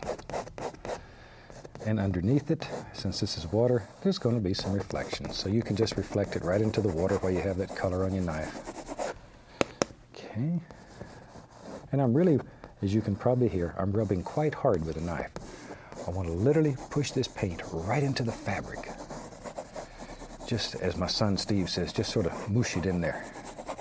That's probably not a word, but everybody understands what he means when he says that. Just mush it in there. All right. Now then, with the old 2-inch brush here, just sort of blend that out. Just blend it out. And you can actually make it look like highlights and shadows just by using brush strokes in here. There we go. There. Brush strokes, that's the name of our newsletter. There. We do a lot of interesting articles in that. I really enjoy writing for it. Now then, where our reflections are, just pull that straight down. Straight down. See there? And instantly, we have reflections. Go across. And that's all there is to it. Reflections used to drive me crazy when I was a traditional painter. And in this style of painting, it may very well be one of the easiest things that we do. And you can take a little of the dark paint and here and there maybe just put in the indication of some little shadows and highlights without really doing a great deal. If you put too much detail in here, it's going to destroy that illusion of distance in your painting. And we want it to look like it's far, far away back here. But just rub it with a knife. There. See? And you can just let that just blend anywhere that you want it. It gives the indication without a lot of detail. Sometimes it's neat to take just a little touch of the dark sienna white, not much white, and right down here at the bottom, just really scrub in a little bit of that. Make it look like there's a little dirt down at the bottom of it. But that's up to you. You may not want to put that in. Strictly up to you. I sort of like it. It changes this flavor a little bit. There. All right. Yeah, we can take a little bit of the liquid white and put it out here on the palette and pull it out very flat. Just as flat as we can get it. And then cut across, just like that. And we can go up in here and just begin cutting in the indication of a little water line. There we go. Now, if you make these and they're too thick or you don't like them, if you just take the knife and rub them very hard, they'll just basically disappear right into the color that's on the canvas. And I tell you little things like that in case you ever make it. A lot of people get worried that they've made a mistake. That's not a mistake. All you do is just rub it a little more. Don't worry about it. There's nothing to fear on this piece of canvas. The absolute worst thing that can happen is that you enjoy it. It's fun. Painting should be fun. If painting doesn't make you happy, then you're doing the wrong thing. And if you're fortunate enough, as I have been, to take something that you love as much as this and learn how to do it for a living and be fortunate enough to be successful at it, my God, the world's a great place then. Tell you what, we'll just use this old 2-inch brush. It's dirty here. Let's take a little black, a little Van Dyke brown, a little touch of the Prussian blue. We need some crimson too. Shoot, might as well put a little sap green in there. Just all the dark colors basically. Tap a little bit of that color into the brush. We're just pushing and tapping the old 2-inch. Let's go up here. Maybe in our world there lives, yep, does now. Maybe there's some nice little things that live right along in here. And all we're looking for at this point are some very, very basic little shapes. Maybe there's a tree that lives right here. And just happy little tree. Hangs out here and looks back at the mountain that's in the distance. Well, maybe this is a big tree. Seems to be growing on us, but that's all right. That's all right. We can have any size tree in our world that we want. Got a little bigger than I thought it would. That's fine. There. Okay.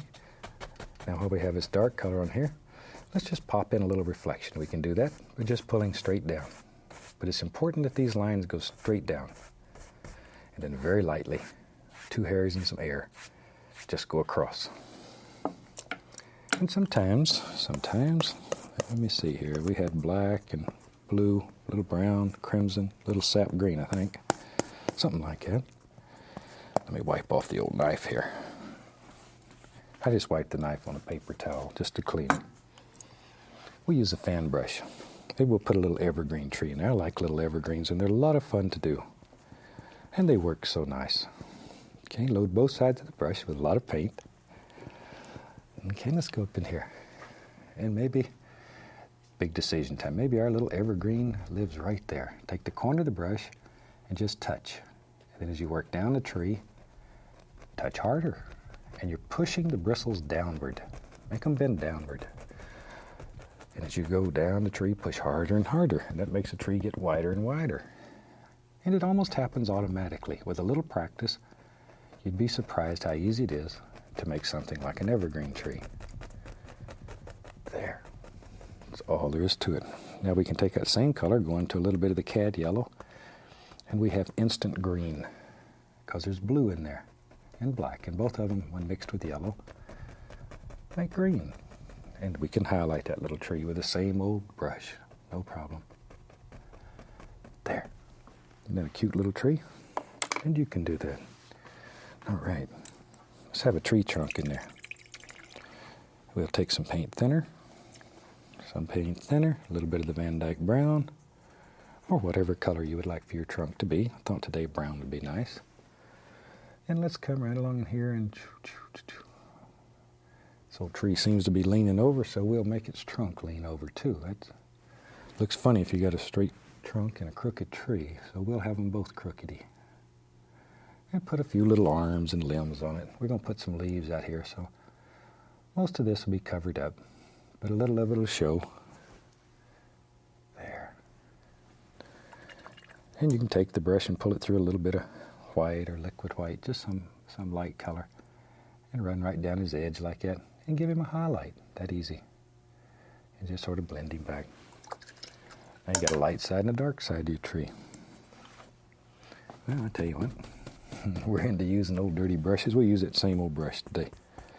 Go right into a little bit of the yellow, little yellow ochre. Here and there we're going to touch a little bit of the bright red. And the bright red is used as a duller. It dulls the green down. Okay, see that little bit of paint there? That's what we're looking for. Just push it. Okay. Now then, using just the corner of the brush, or you could do this with one of the round brushes, or the oval brush works very well for this too. Beautifully. Now then, let's just tap in some nice little highlights on this tree. I sort of like this old 2-inch brush. I like it. And if you're demonstrating for people, and that's really a lot of fun to demonstrate for people, use this old big brush, because they're just not used to seeing that's this much detail done with a brush the size of something you probably painted the barn with last week. It really grabs people's attention. There.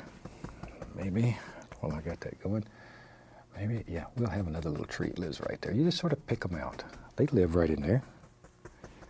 All you got to do is just find them. There.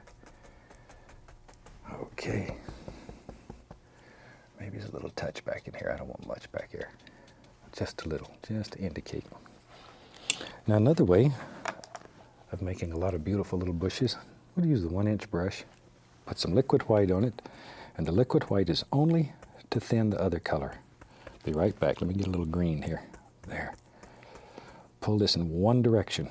One direction. Look at the end of it. A lot of paint in there. A lot of paint. But by pulling it in one direction, you round one corner. Turn it over, and that rounded corner goes to the top. Let's go right up here. Now, with the rounded corner up, touch and just push gently upward. It's a very gentle push. You do not have to push hard. There we go. And that's all there is to it. You can make some of the most gorgeous, lacy looking little bushes. Do one at a time. Don't get greedy. One at a time. One at a time. And that way they will look layered. One's on top of the other. There. Okay. Something about like so for right now. And then we can take our liquid white, and I'm going to put at least a little touch of, we'll use a little blue, not much blue, tiniest little bit of Prussian blue and black. I want a gray color. Maybe, tell you what, a little dark sand in there too. Oh, that's nice. That's what I'm looking for. Tiniest little bit of color on there. And we'll just make the indication of land using nothing but that.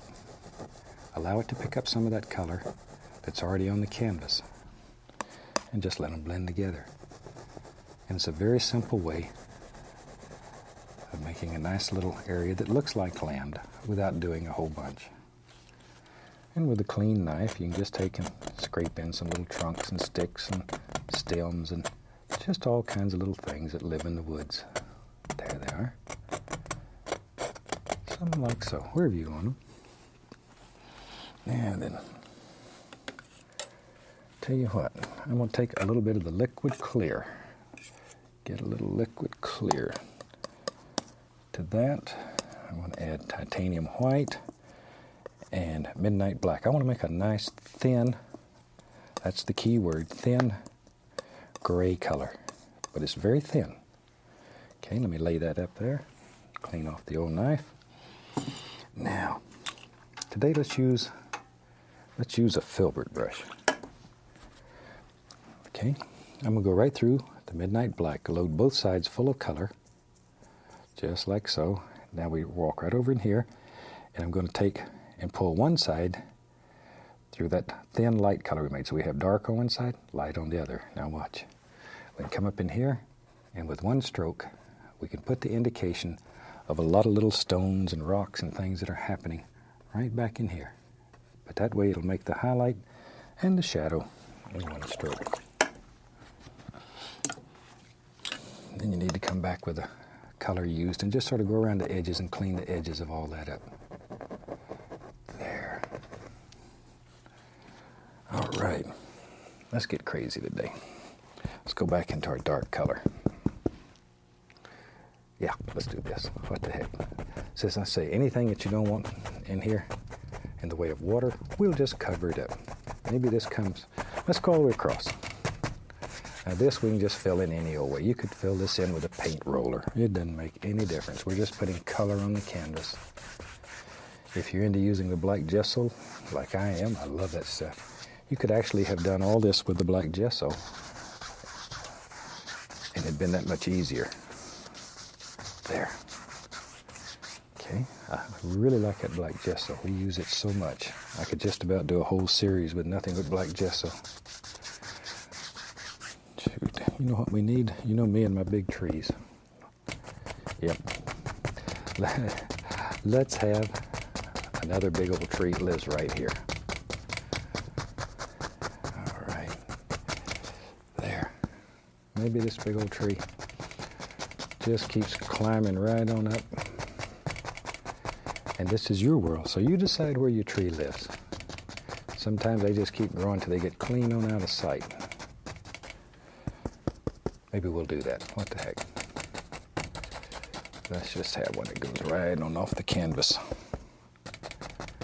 And all we're doing here is just putting in some dark color so our highlights will show when we drop them on.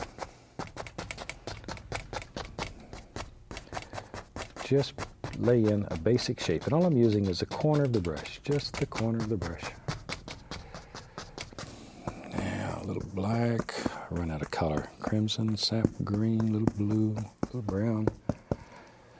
Maybe right there. Yep, you're right. We'll just have a happy little bush.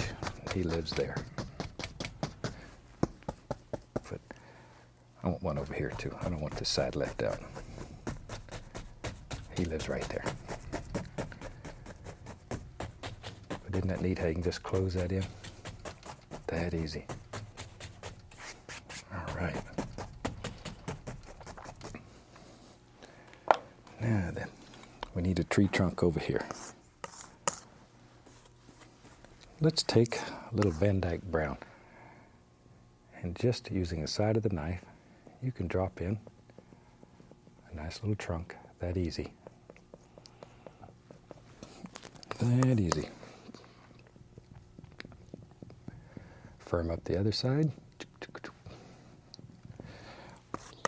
He needs a friend. You know me.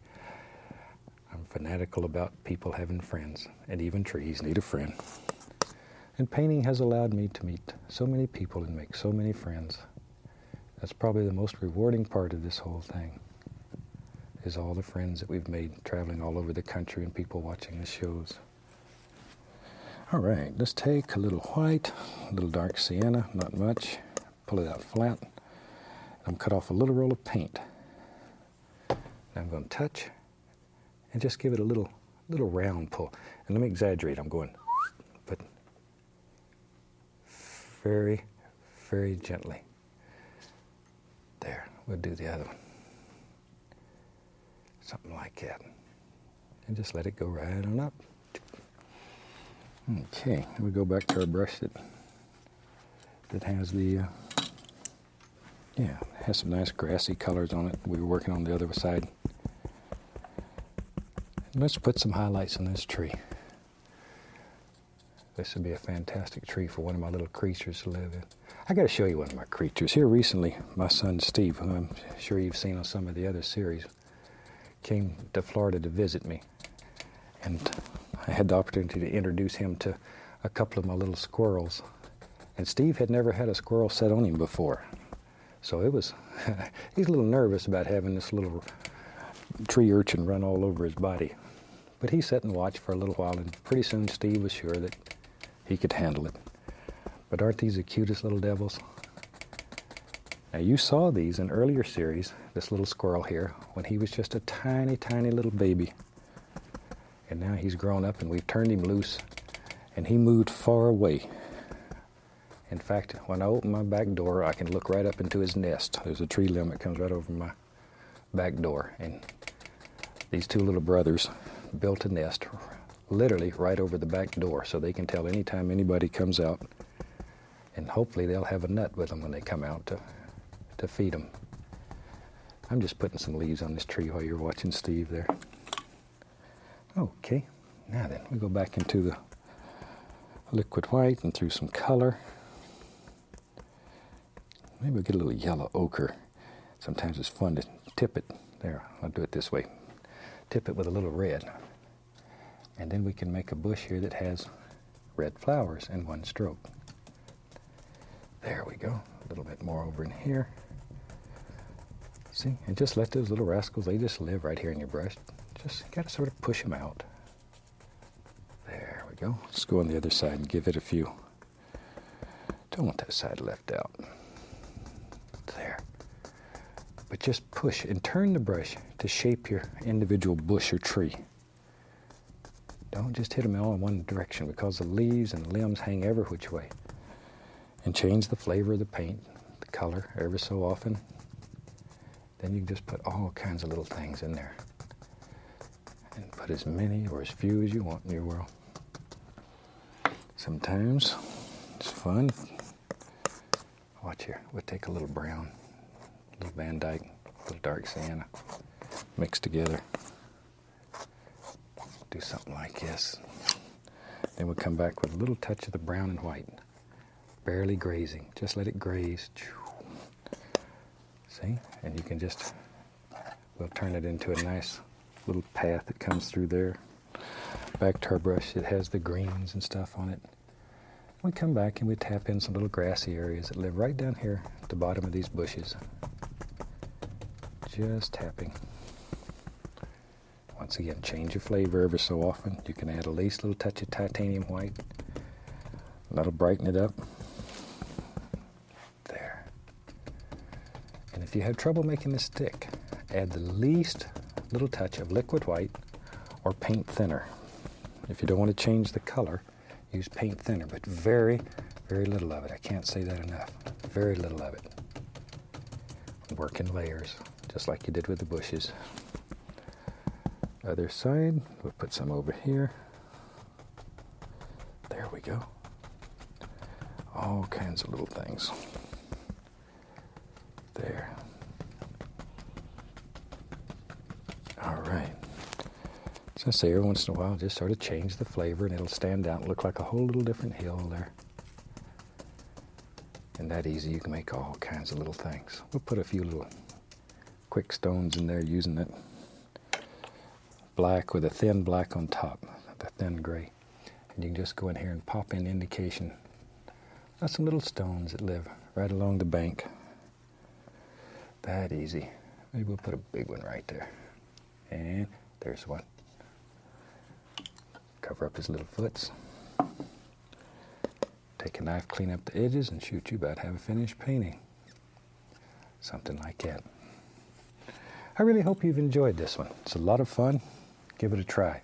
And from all of us here, I'd like to wish you happy painting, and God bless, my friend.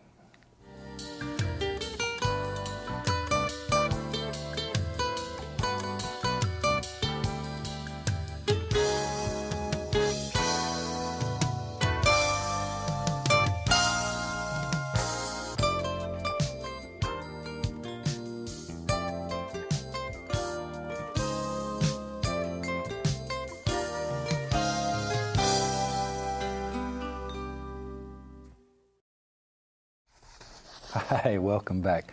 Certainly glad to see you today. I thought today we'd do something that's a little bit different. So let's start out and have them run all the colors across the screen that you need to paint along with us. While they're doing that, let me show you this crazy thing I've got going up here today. I'm back to my good old black gesso. I love that black gesso. Taking a regular 18 by 24 inch canvas or any size that you want. And I've just taken a paper towel with black gesso and just sort of daubed all over like that and just sort of put a design in here. And I know it looks like a bomb went off in there, but hopefully it'll look better before it's over with. Allow the black gesso to dry completely. Now, all of it that has the black gesso in it, I've covered with a thin coat of liquid clear. And over that, I've put a mixture of Van Dyke brown, sap green, and a little bit of Prussian blue, not much blue. And up here it just has liquid white. And when you caught me, I was just finishing up with a little bit of this dark color that goes right over the black gesso. And all you need is just a thin, even coat. The reason we put the liquid clear on there first is because that way you can put a very thin coat. It's almost like a glaze over the black. If you just try to put solid color on there, you're going to put so much paint that when you put a little white on there, it's almost too bright. So this allows you to do very gentle little things. All right, now just keep using that same old dirty brush and go into a small amount. Let's use a little tiny bit of the phthalo blue, not much, but right on that dirty brush. So I'm just going to mix it with that same color that's on the bottom of the canvas. Don't need much. And let's go right up here in the sky and see what we have. There, just a little color, something like that. So we have phthalo blue with the same colors that we have on the bottom here. And we just sort of let it blend together. About like that. We'll come back with a clean brush and blend that a little more. But the color is transparent enough that the black gesso things come through, and it'll give that illusion of a lot of little things happening in the background without you hardly doing a thing. There. This black gesso may be one of the neatest things that I've ever invented. I really hope you like it. It has just about become a standard now in the art world. And it was, as they say, you saw it first right here on The Joy of Painting. All right, we'll just bring that right on down. Now let's have some fun. And I'm going to take a clean brush, and I have several of each one going, so I don't have to spend all of my time just washing brushes. I just want to blend this out till it's nice and soft. And all it's doing is mixing with the liquid white that's on the canvas and blending. And you can blend this to any degree of softness that you want. All right, that's about all we need right now. There. The only thing that I'm really sure of in this painting is that I'm going to have a big mass of trees right here in this very dark area. Other than that, I don't really care. You really don't have to make a lot of decisions with this. You just have a general idea of what you want. You need to know the time of year and the time of day for light. And of course, if you're doing a winter scene, you want it to look a little cold, summer scene, vice versa, whatever. Without cleaning that brush, I'm going to go right into a small amount of the dark sienna. So I still have all that bottom color and the sky color, and I just added dark sienna right onto it. And let's go up in here and just begin picking out some little background things. I don't want a lot of detail because it's too far away. There, just a few little things that are way back in the distance there. There. Sometimes it's sort of nice to take your brush and put it up here and just bend it sideways. And it'll make the indication of little trees that have little arms sticking out. But that easy. Maybe there's another one there, wherever you think they should be. And all you're doing is just bending the brush. We'll give them a little friend right in there. However many you want. It's up to you. And I don't want to cover up all those little things made by the black gesso that are showing through, because to me, those are very attractive, very pretty. There. I want that to be very soft and extremely misty. You can add a little titanium white to your brush once in a while. Very, very little. Smallest amount. Smallest amount. And it'll look just like mist laying back here. There. Something like so. Then we can add a few more darker bushes right in the foreground, right over the top of the mist. And that mist will act as a separator. It'll keep them apart. There we go. And there's not a great deal of paint on here. There really and truly is a lot of different colors, but there's not a great deal of paint. If you was to scrape that very hard, you'd get very little off of it. Okay, back to our dark sienna. Let's go on the other side and do a little bit over in here too. We don't want this one left out. Maybe over here there's one of those sideways trees. And I don't want them to be very distinct. If they're real distinct, you'll lose that illusion of distance. We'll do things that are very distinct in the foreground. Back here, we only want suggestions. There. Once again, maybe the least little touch of that titanium to create a misty area. Back to some of our darker colors. There we go. Just tap in the indication of some little distant bushes and things that are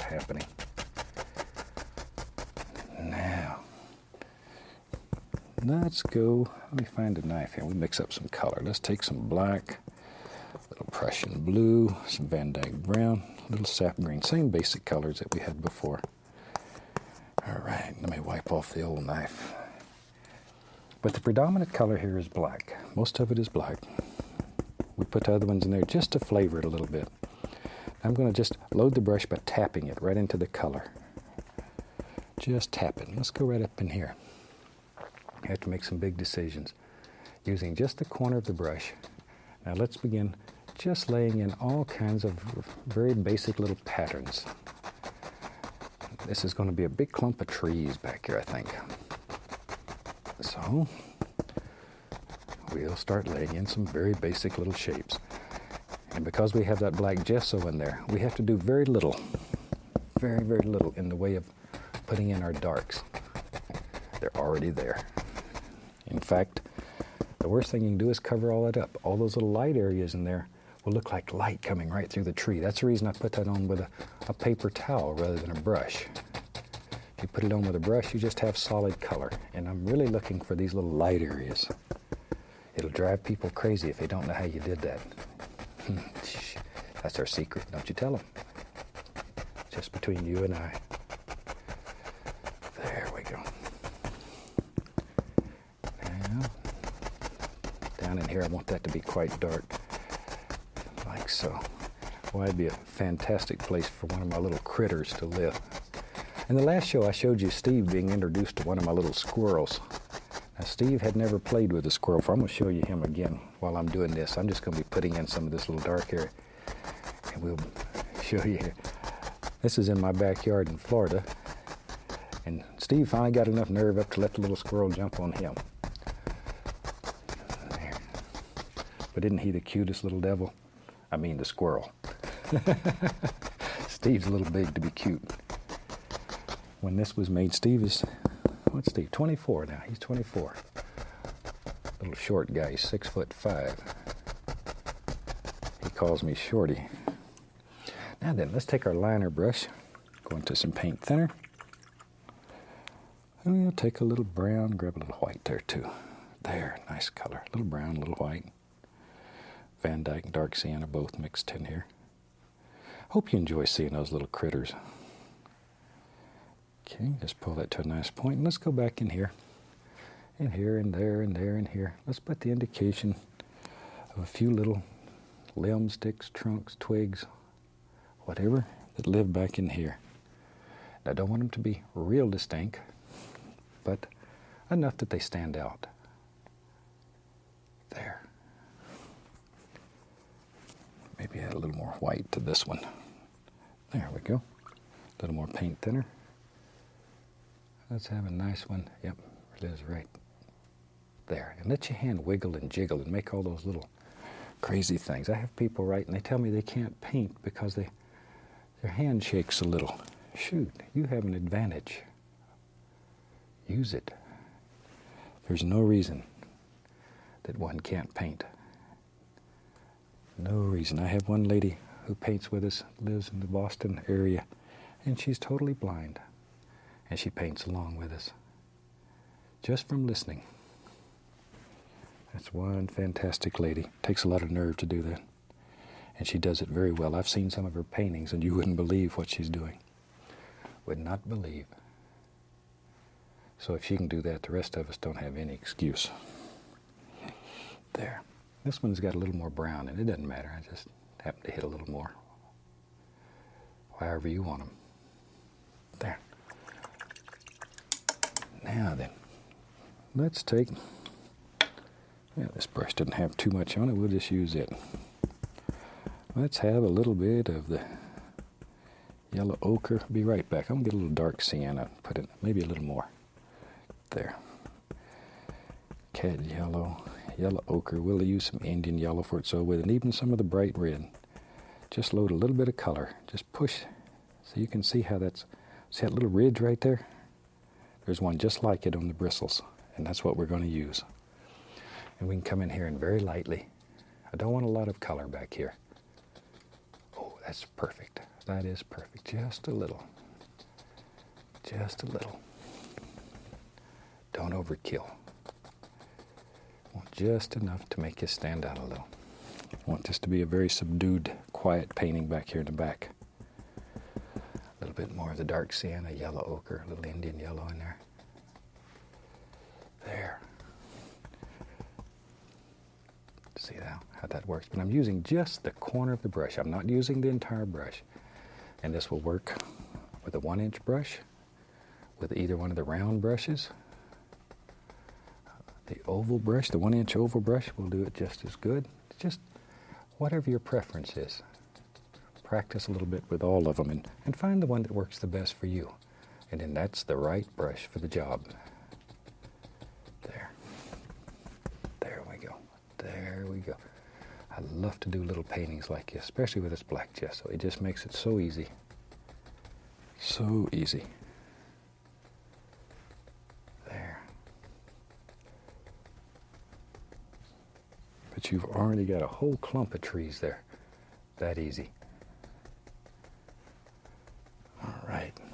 Now maybe, let's see, I'm going to add the least little touch of the bright red to that. We need a little sparkler in there. A little sparkler, but I don't want it too bright. Maybe even then go into the least little touch of the titanium white. And I'm going to come right in here. Oh, there's a beautiful little bush. He lives right along in here. Just pick him out. There he is. There he is. Darker, darker, darker down toward the base. Down toward the bottom. Don't let him get too bright on you. There. Highlight him with a little touch of the yellow ochre. Just to change his flavor a little. I see another one right there. See, these little things that you just drop in at random, all of a sudden begin, they look like little things back in there. You're not too concerned when you first start. You just sort of let them go wherever. But then as you begin painting, all these little things that were happy accidents turn into beautiful little things. Don't fight them. Learn to enjoy them. Let them happen. Well, I'll tell you what. How about, let's do this. Maybe. Yep, you're right. Look at here. Maybe there's a nice little grassy area that lives right along in there. What a gorgeous place to have a little grassy area. Back underneath all these beautiful trees. There. Okay. And just think about the way you want the land to go here. Oh, there got a little brighter. See, that'll look like a whole different plane. Just by making it a little brighter. Hit a little more of the yellow ochre in that one. Just sort of vary your colors back and forth. Shoot. It's unreal what you can do. Absolutely unreal. Let me get my liner brush here. Have a little bit of brown on it. Just a little bit of the Van Dyke. Not much, just a little. I want to put a few little sticks and twigs back here too. Need a little more thinner. If it doesn't go real easy, real smooth, add a little thinner. There we go.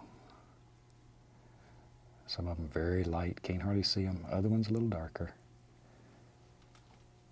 All right, all right. A few over in here. Okay, touch more of the color. But just wherever you want them. Now, I see something. Let me find a fan brush. There.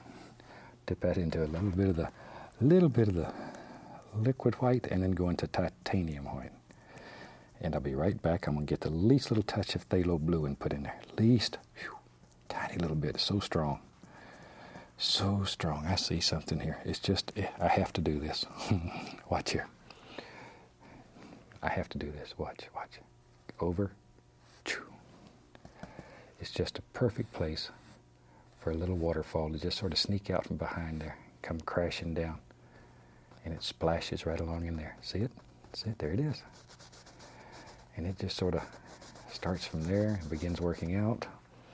Again, I see all kind of things. Now watch. Look, pull down, straight down, and it's going to pick up that color that's underneath. There it comes. Now, go across. Back to our fan brush that has that color on it. and very lightly, just grazing the surface. Just make the water slick and shiny. That easy. There. Isn't that fantastic? You can do that. That easy. That easy. Now we need a little something over here to contain it. Because we have that black gesso underneath, we don't even have to put anything on there. It'll just go right in. Brighten it up with a little touch of yellow so you can see it a little better. There we go. Now it shows up. Now watch you. Okay, we'll use a little black and Van Dyke brown mixed together. I need to mix up. I'm going to take some liquid white, put it right out here. Just a little bit of the liquid white. And to that, mix some dark sienna and Van Dyke brown. I want to make a very thin brown color. All right. Okay, let me wash off the old knife there. We pull this brush through black and brown, then half of it through that thin color we made. And let's have, right in here, yeah, just a bunch of little stones. Just a bunch of little stones live right in there. There they are. But you can make both sides of the stones in one stroke just by doing that. There. And, of course, the water's got to sneak right over there. Got to make those little noises. Just doesn't work without those little noises. And back to another brush. And let's pull this down. I'll tell you what, maybe this comes right on around here. I don't know. Where do you want it to go? In your world, you decide. Maybe it comes right on around, and it's mixing with the color that's on the canvas. And automatically you get all these beautiful shades and hues. Just very lightly go across. We have instant reflections there. And I don't want this to be too bright. I want it to stay sort of subdued in this particular little painting. I feel it would be quite dark. Just let it just sort of skim across there. All right. Now then, let's finish up some little grassy areas right in.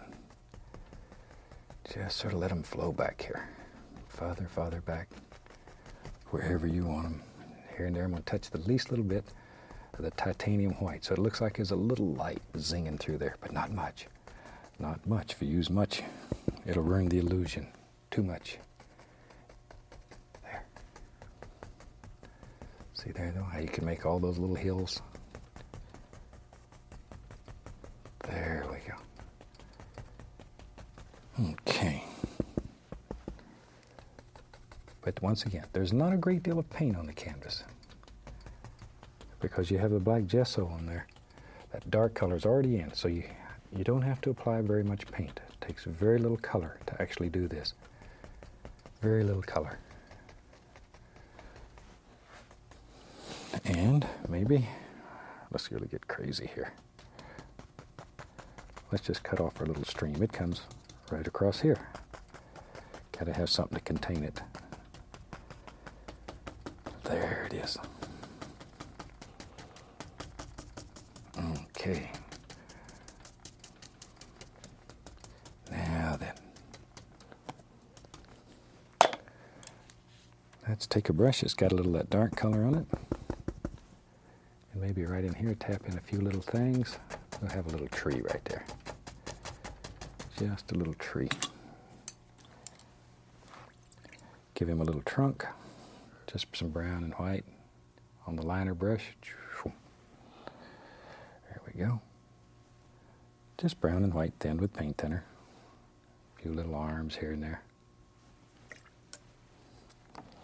We can come back. Put a little highlight on there. Just a little. All right. So now we have a little tree that lives right there. Right about there. All right. Let's get crazy. You know me. You know me. Let's take some Van Dyke brown, a little black. Little black, little crimson. Well, a little crimson in there too, yeah. In my world, here goes our beautiful trees back here. Be brave. This is your bravery test.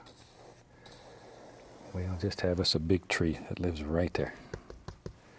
We'll give him a friend. Have 2 big trees. Just drop those rascals right in there. There. Maybe they sit out here on a big rock. Big old rock that lives here on the edge of the water. Maybe it's all been washed away except that. And we take a little white, a little dark sienna, a little touch of the Van Dyke. Get us a small roll of paint. And then just touch, just graze. Something like that. Just let it graze. Work right down like that. Allowing the paint to break. No pressure. Absolutely no pressure. Little Prussian blue and white. And on the one side here we can put a little blue. Makes a little reflected light on there.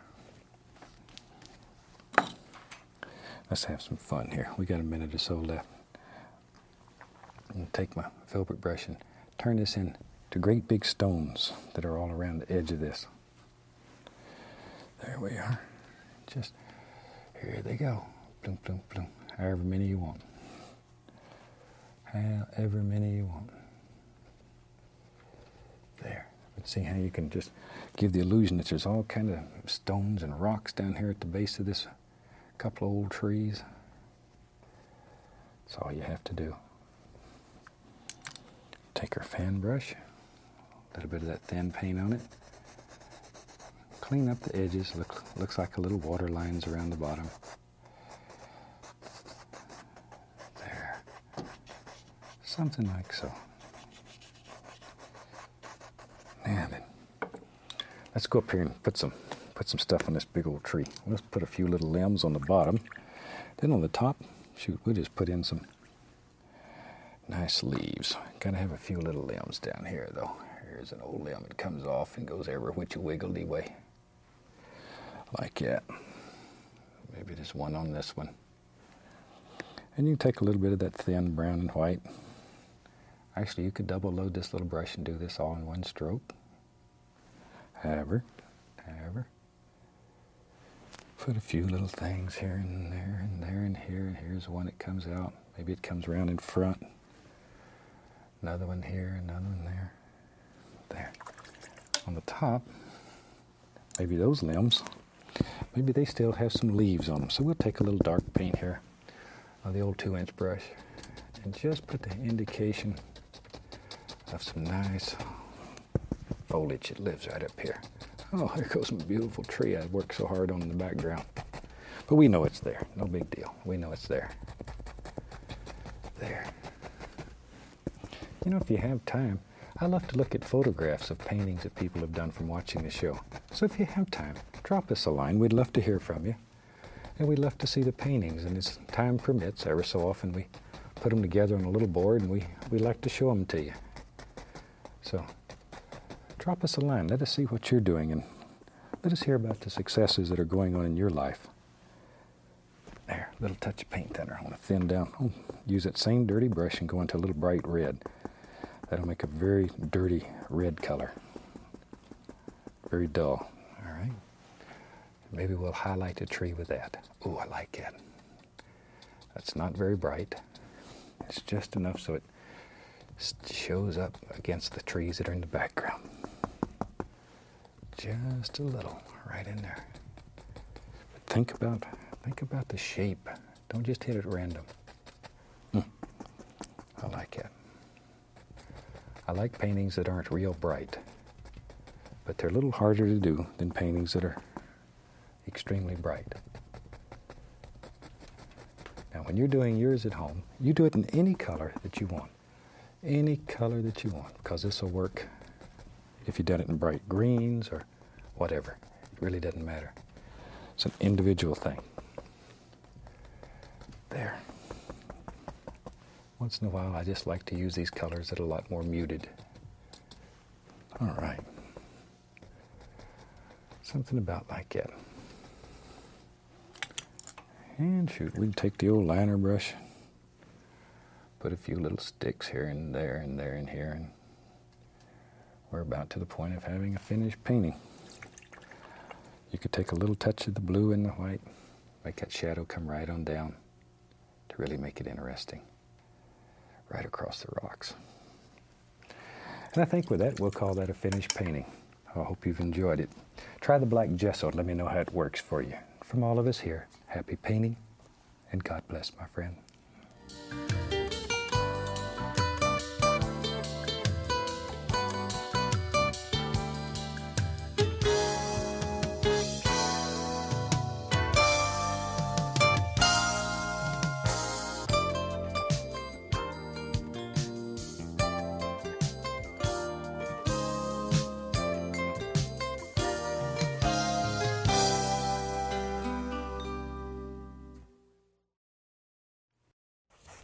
Hi, welcome back. Certainly glad you could join us today, because I thought today we'd do something that's a little different, and I believe you're really going to enjoy this one. So let's start out and have them run all the colors across the screen that you need to paint along with us, and they'll come right about there. While they are doing that, let me show you what I've got done up here. Today I have my standard old pre-stretched canvas, and I've taken a little bit of black gesso, and I've painted the whole bottom black, and up here I've just put a few designs. So I know there's going to be some trees up in here, and a sky. Other than that, I don't really care today.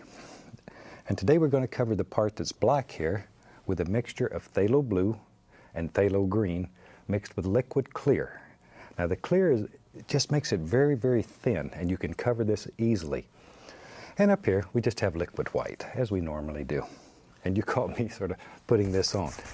But one of the neat things about this is you're putting on this thin paint. This is just phthalo blue and phthalo green. Just sort of let it go right on up into the sky area here. And it's a super easy, nice way of making a beautiful little sky that quick. So we start out, and already we have our sky just about done. Just by doing something like that. And we just let it blend right on down. And that's about all the sky we're going to need for this particular little painting. I think I'm just going to have a very plain sky in it. And we'll work on some pretty things in here. What the heck? Today's such a fantastic day here. I thought we'd just do a little painting that really makes you feel good when you paint it, and when you look at it, and when all your friends have come and view what you've done. There. Just really scrubbing that on. But it is quite thin, and you might just touch it and make sure that everywhere you touch it, you get a little bit of blue on your finger, the blue-green color. And don't allow this to dry before you start. You want this to stay wet. We only allow the black gesso to dry. This remains wet. Okay, let me wash off the old brush here. And if you painted with us before, you know that's the fun part of this whole technique. Just washing the brush. Just washing the brush. And covering the whole studio. When I leave here, they just bring in a bulldozer and clean everything out. Okay. Tell you what, today let's have some real fun. Let me clean off this thin paint, get it out of our way, because we're going to use a very thick paint. We'll just set it up here. I may use it later. All right, now then let's start with midnight black. Just plain old midnight black. Pull it out very flat, take the knife, cut across, and get a little roll of paint. It should live right on the edge of the blade. Come right up in here. Maybe we'll have a big mountain today, and it lives right there. And let's just put the top of the mountain in. There it is. Something about like so.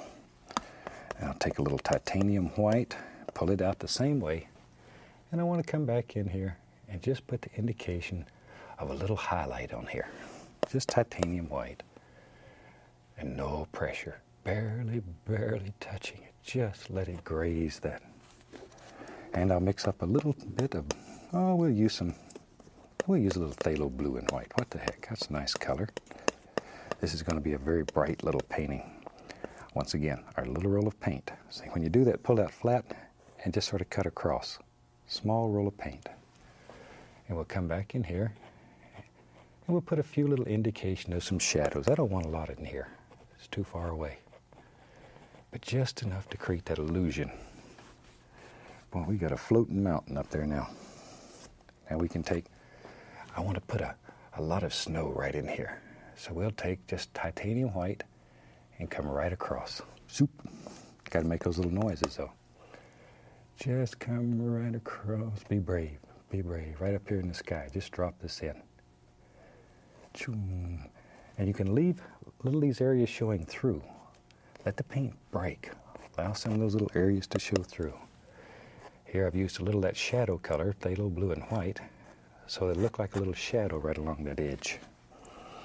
And back to my black, and we begin putting in something to hold this up. We'll put in there, like that.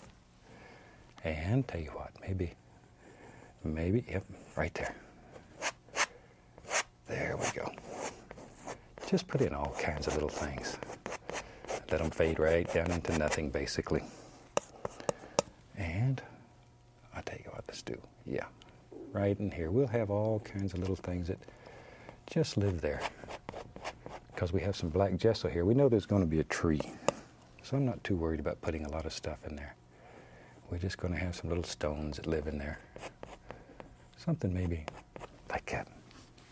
Like that. Then over in here, the least little touch of the titanium white. So we can separate all these little stones and rocks and all these beautiful little things that are happening up here in this mountain. No pressure, no pressure. Let it float. Just let it float. Little touch of the phthalo blue and white. Give us a little shadow indication. And I really don't want a lot. I want to keep this quite dark. Just a little here and there. Something like that. That's a rough looking mountain already. And in here, maybe this comes right on down, we don't know, wherever. Take a little bit of my shadow color, the blue and white again, and very gently put a little touch of it, just coming down the side of this mountain, like that. Little touch right up in there. Now, let's take a nice, clean, and very dry. Be sure it's very dry. 2-inch brush. And I want to create the illusion of mist right down at the base of this. Like that. So we'll just tap. Be sure to follow the angles. Follow those angles. And then very lightly lift it upward. Lift it upward. I want a little misty area down here at the base. And this is the way we create that illusion. That's the way. There, a little bit over in here. Not too much here because we're going to have trees here. We don't really care. Doesn't make much difference over on this side. And maybe, we're having so much fun making mountains. And I've got several letters people want to know how to do mountains that have a lot of rocks in them. So this is a nice way. Maybe there's another rock. It's right there. Just wherever you want to put in some black. And we'll come back with a little touch of highlight color. No pressure. I know you get tired of hearing that. But probably that's the biggest problem that most people have when they're trying to make mountains, is they apply too much pressure and then it just mushes together, as Steve says, my son, and you become a mud mixer. So try to just practice letting it float across there with no pressure whatsoever. No pressure. Now we can bring this area right on up and just sort of let it go right in there like that. Think about angles. Let it play. Let it play. There it goes. And we'll just let it come up in here somewhere. We don't care where it goes. And all this I'm going to just mist right into nothing down here. So we can just go wherever you want it. A little bit showing over here maybe. Now, good, clean, dry brush. And I can't say that enough. If you hit this with a wet brush, you're going to be in agony city and you're going to talk bad about me. And I really want this to work for you. I really want it to work. There. And you can do this. There really are no secrets. There are no secrets here. We try to make this where everyone can do it. And every day Every day I receive letters from fantastic people all over the country, and it's working for them. And that makes all this worthwhile. Just the fact that it works for people. Because it opens new worlds, new doors, things that you never believed you could do. You can. Look at that mountain that you made. And it's so easy. That's a very simple little mountain. But when people see your painting, they'll think you worked for a month trying to do that. Let's take some black, some Prussian blue. I'm going to grab some of this phthalo green. I like phthalo green in trees and stuff. And maybe a little touch of alizarin crimson. I'm going to throw all that in there together. And I mixed up a pretty good pile. We're going to use that color throughout the painting, maybe. I think we'll use it throughout the painting. Let's have a fan brush. And we'll load it full of that dark, dark color. This color should look black on your palette. It should be very, very dark. Very dark. All right. Now then, let's have some little trees that live way back here in the distance, little indications. And we'll put those in just by tapping downward. Just drop them in and sort of tap downward. That's why this misty area right here is so important. Without that little misty area, they would just disappear. So that misty area right now is absolutely your best friend. Take care of it. Treat it like you would any good friend. You care about it. Treat it with respect. There, and it'll always be there when you need it. See? And it's the same here. Maybe a few of these trees you can make out a little more detail. So we use the corner of the brush. There. See that little tree? You knew he was there, didn't you? There we go. Give him a little friend. Maybe this one right here. So you can just pick out a couple here and there that you want to put a little extra detail on. Okay.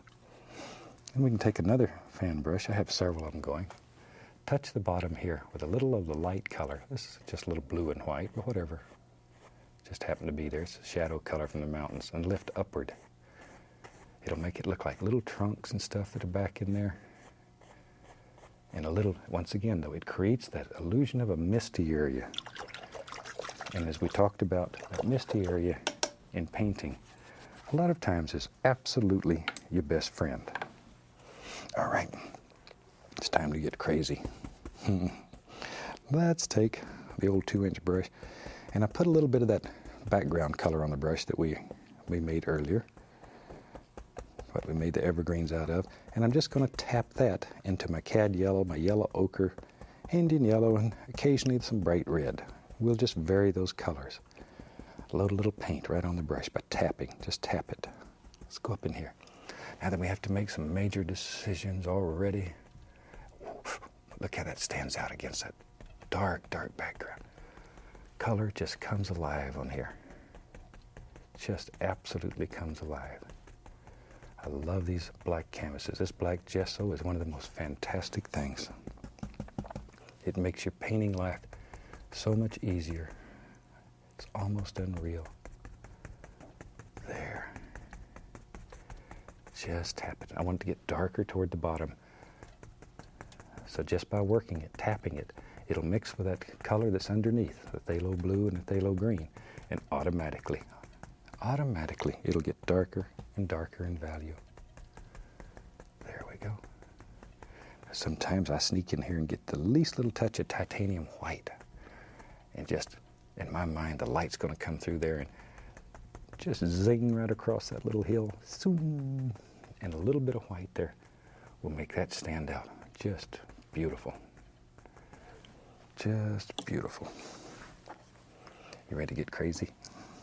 Okay, let's have some fun today. I'm going to take a little bit of liquid white, and I'm going to go into that thin color that I saved. That's just phthalo blue and phthalo green and liquid clear mixed together. Let me get a little more liquid white here. Didn't get quite enough on my brush. Whew. Isn't that a gorgeous color? Now then, let's go right up in here. You know me, I love water, so today I thought we'd do just something. Look at here. All you got to do though is just work that brush a little bit and just pull it across. and makes all these beautiful little water things. And you could do this with a fan brush. It'll give you a little more detail. Just depends on what you have handy and what you want to use that day. There. And the water's just running along here having a good time. So a wonderful day. It is having a super day. And it comes right along here and son of a gun, somebody pull the plug, and off it goes. There. See, it comes straight, and then falls. Just let it fall. But it's mixing with that color underneath, and all of these beautiful tones and values will happen automatically. Maybe we'll have a big waterfall today. I like waterfalls. They're a lot of fun to paint. And people who view your paintings will just absolutely love them. But there's a little liquid clear in there, and that liquid clear makes that slide on there so much easier. Now, I'm going to start at the bottom and pull upward quite firmly. And this will blend it into the color that's already on the canvas there. There we go. And smooth it all out. And while we have that going, I'll just tap the corner of the brush into a little titanium white. And let's begin thinking about all the mist that would happen down here. If you had water falling this far, you would have a lot of mist because it would hit and splash and churn and carry on. Probably make a lot of noise too. But just by tapping with the top corner of the brush, we can create the illusion of little clouds of mist that are floating right down at the base of it here. Something like that. Something like that. There. Now, let's have some fun. I'm gonna take liquid white. Take some Van Dyke Brown and dark sienna both, and mix them with liquid white. I want to make them very, very thin. It's just a thin color. Let me clean the old knife here. Nice thin color. And we'll find a filbert brush. I'm going to run it right through a little bit of the black. And then I'll come up, there we are, put a little bit of brown in there. I want a very dark color. Okay, now we'll go over here. And that thin color, I'm just going to pull one side of the brush through. Yeah, light on one side, dark on the other. Let's go up here now. Maybe there's a lot of little stones and rocks and stuff that live right along here on the edge. They sort of hold the waterfall in so it didn't get away. There we go. And by loading the brush that way, we can make both of these little deals at one time, the highlight and the shadow. And you can put just as many or as few little rocks in your world as you want. Maybe there's some way up in here. I don't know, wherever you think they should live. And sometimes it's even fun. Maybe there's one that lives right out here and the waterfall plays right around him.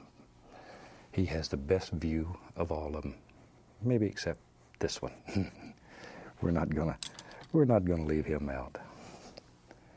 So we'll take a little bit of our waterfall color on a fan brush and just clean the edges up on the rocks. There you go. Now we have water that's just coming along and falling right over there and having a fantastic day. Let's go back into our dark tree color. Very dark.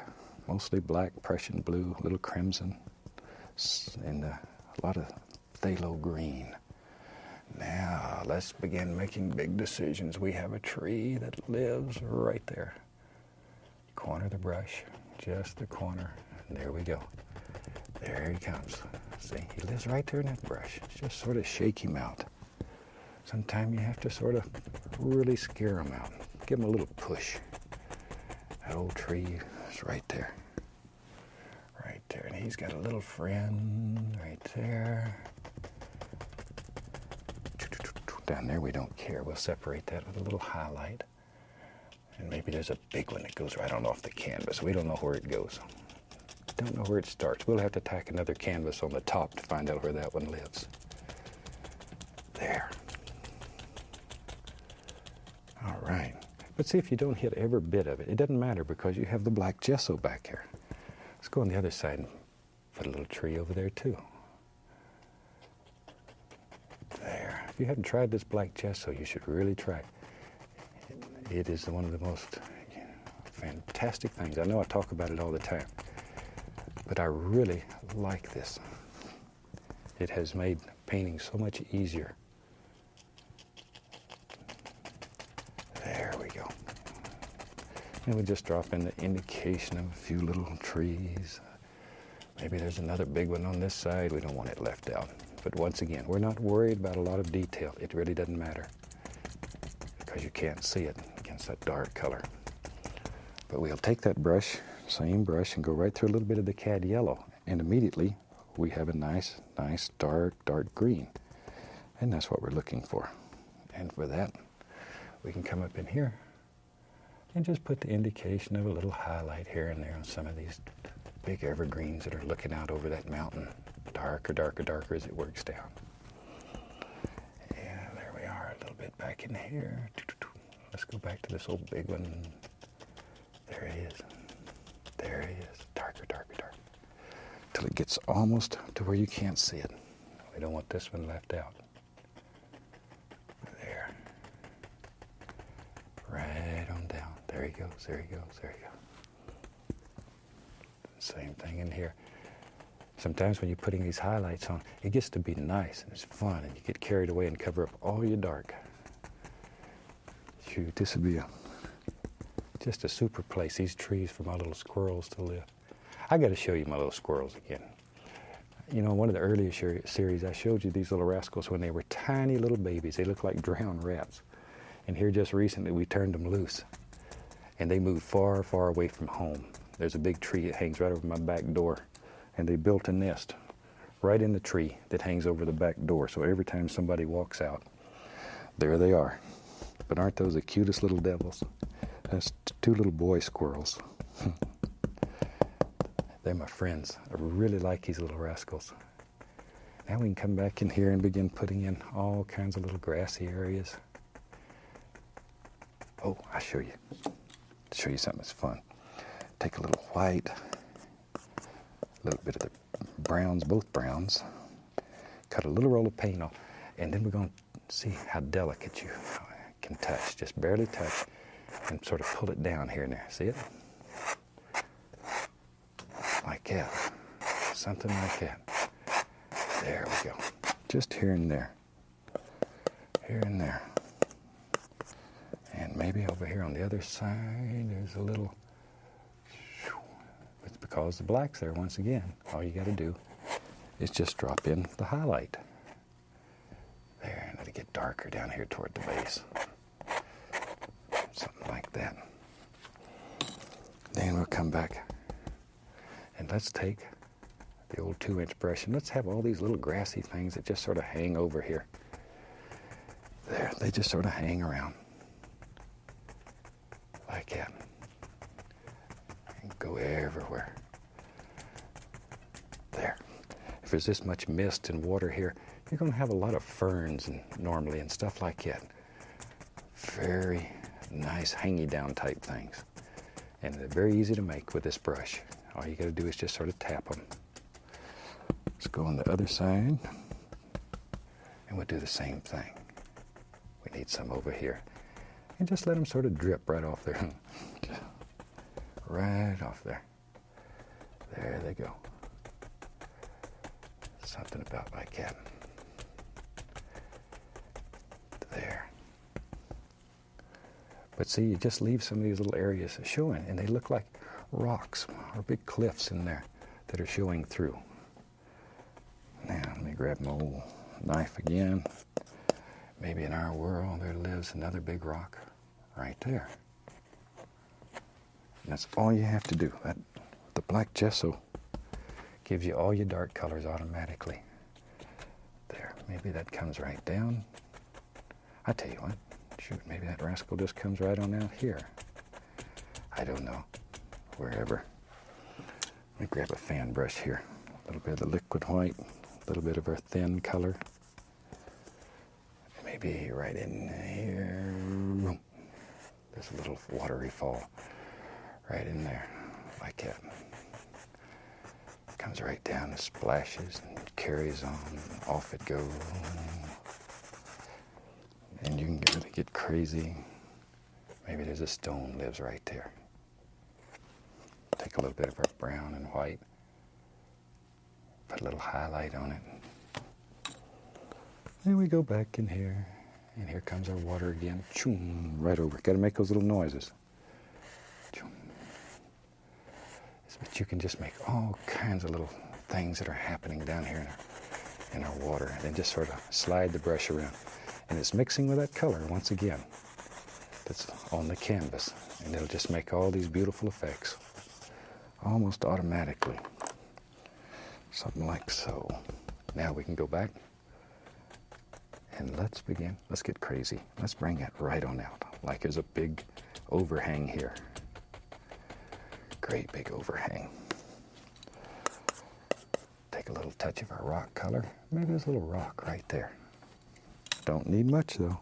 Don't need much. Because we'll bring this one right on through.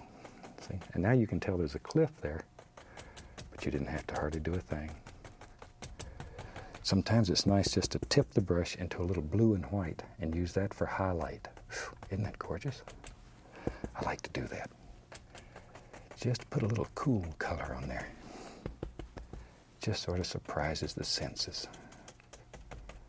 There we go. And begin filling all this in. Just tap it and work it. And as I mentioned earlier, the more you tap and work on this, the darker it'll become because it's picking up that color that's on the canvas. There. And you can do this till it's just smooth as velvet. It looks like silk. The more you tap it, the softer it becomes. There. And you have to make the decision. Maybe you want it a little rough or a little softer than we have it here. It's up to you, however you want it. There. Maybe let that hang down. Maybe it'll hang clean down into the water, over the water. You have to decide. Shoot, I think we better have a finished painting. Maybe we'll sign this one. Take a little bit of the paint thinner, some bright red. Let's sign it right up here in the bushes. Really hope you've enjoyed this one. If you have time, send us a picture when you try it. I'd love to see what you're doing. And from all of us here, I'd like to wish you happy painting, and God bless, my friend.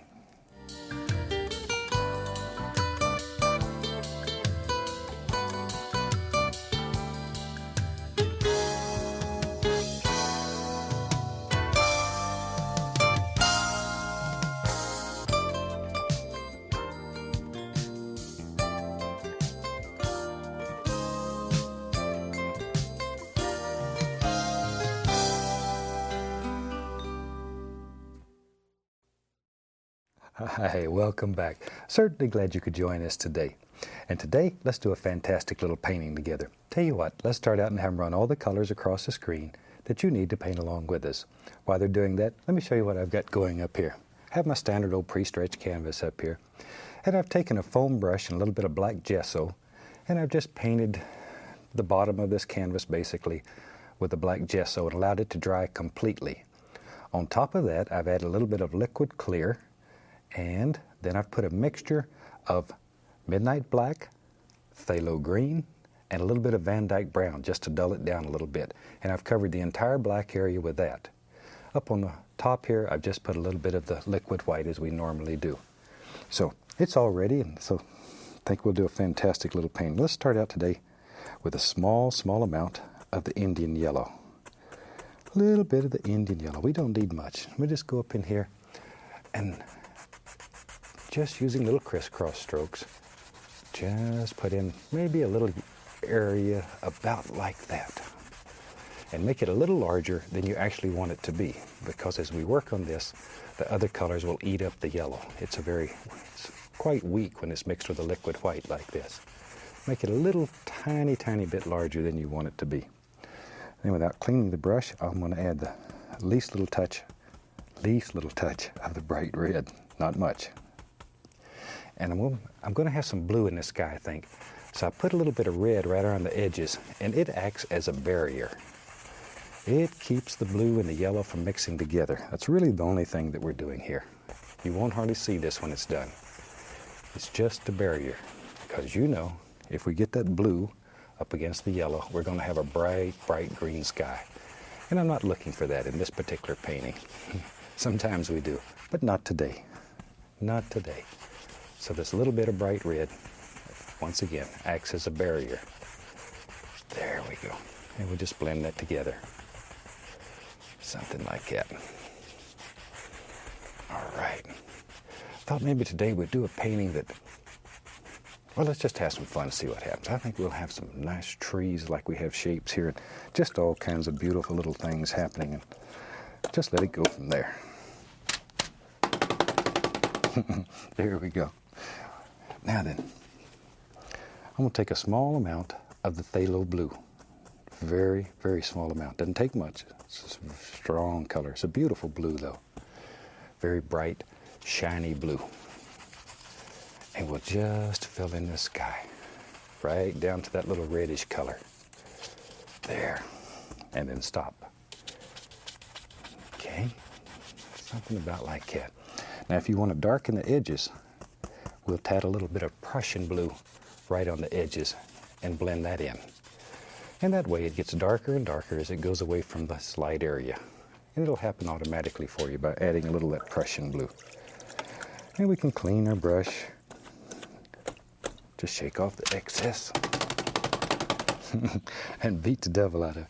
Now, in the bottom of that can that I scrubbed the brush, there's a coated wire screen down there that you scrub the brush against. That allows the solid material to settle to the bottom, and it keeps your paint thinner relatively clean.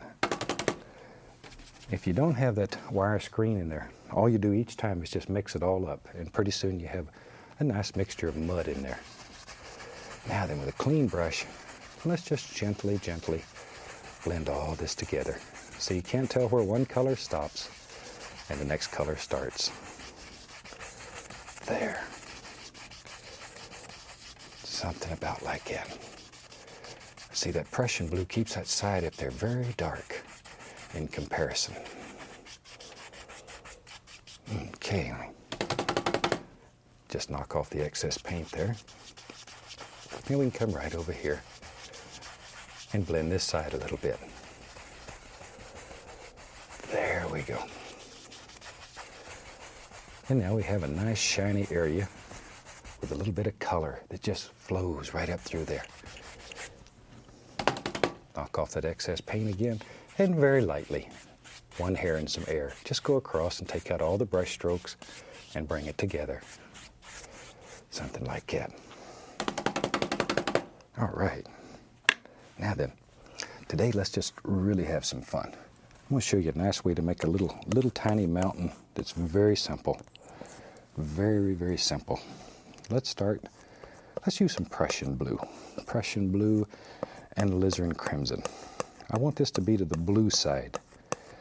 So we're pretty close to equal proportions because the blue is much, much stronger than the crimson. Many, many times stronger. Now, we'll cut off a little roll of paint like that. We don't want much color. Let's go. Come right up in here. We're going to put in a shape of a mountain here. And I'm really, really trying to push that right into the fabric. You can probably hear how hard we're scraping. Just get mean with it. Take out all your frustrations, all your hostilities right here. Just really, really try to push it right through the fabric there. It will stain the canvas and it will be there forever. Probably couldn't get it out if we wanted it out. Now with a clean and very dry brush, we want to grab this and begin pulling. There. I want to take out all of it that I can. Just act like you're trying to pull it right off the canvas. Get it all off there if possible.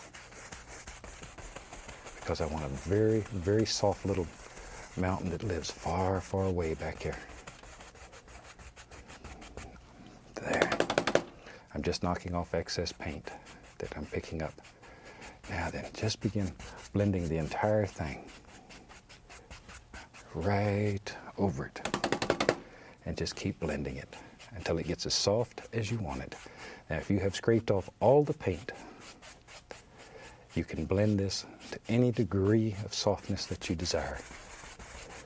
Now take just the least little touch of titanium white on the brush. Just tapping the corner into a little titanium white. And begin tapping in nice little misty areas here. Very soft little misty areas. I want this mountain to just sort of float back here. Very soft. Knock off the excess paint again. And just gently, gently, gently go over it.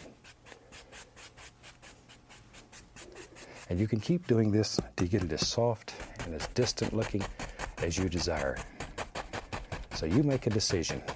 You make a decision when you do yours, where your mountain is, how soft it is. Or you can make it very distinct. It's up to you. I just want one that it just sort of hangs around back here in the mist, and nice quiet little mountain. It's not a loud mountain. Now I'm going to add to that same color, add a little bit more of the crimson. I want to go a little more to the reddish side of lavender this time, just so there's a little change in flavor. Okay, let me clean off the old knife. We'll use that same old brush, it's not too dirty. Add just a little bit of this color to it. And let's go up in here, and maybe we have some trees back here in the distance. I'm going to start out by just tapping in a basic, very basic idea of where the trees live. Just a very, very basic idea of where these trees live. I'm not looking for detail. All I'm doing is making fuzzy edges.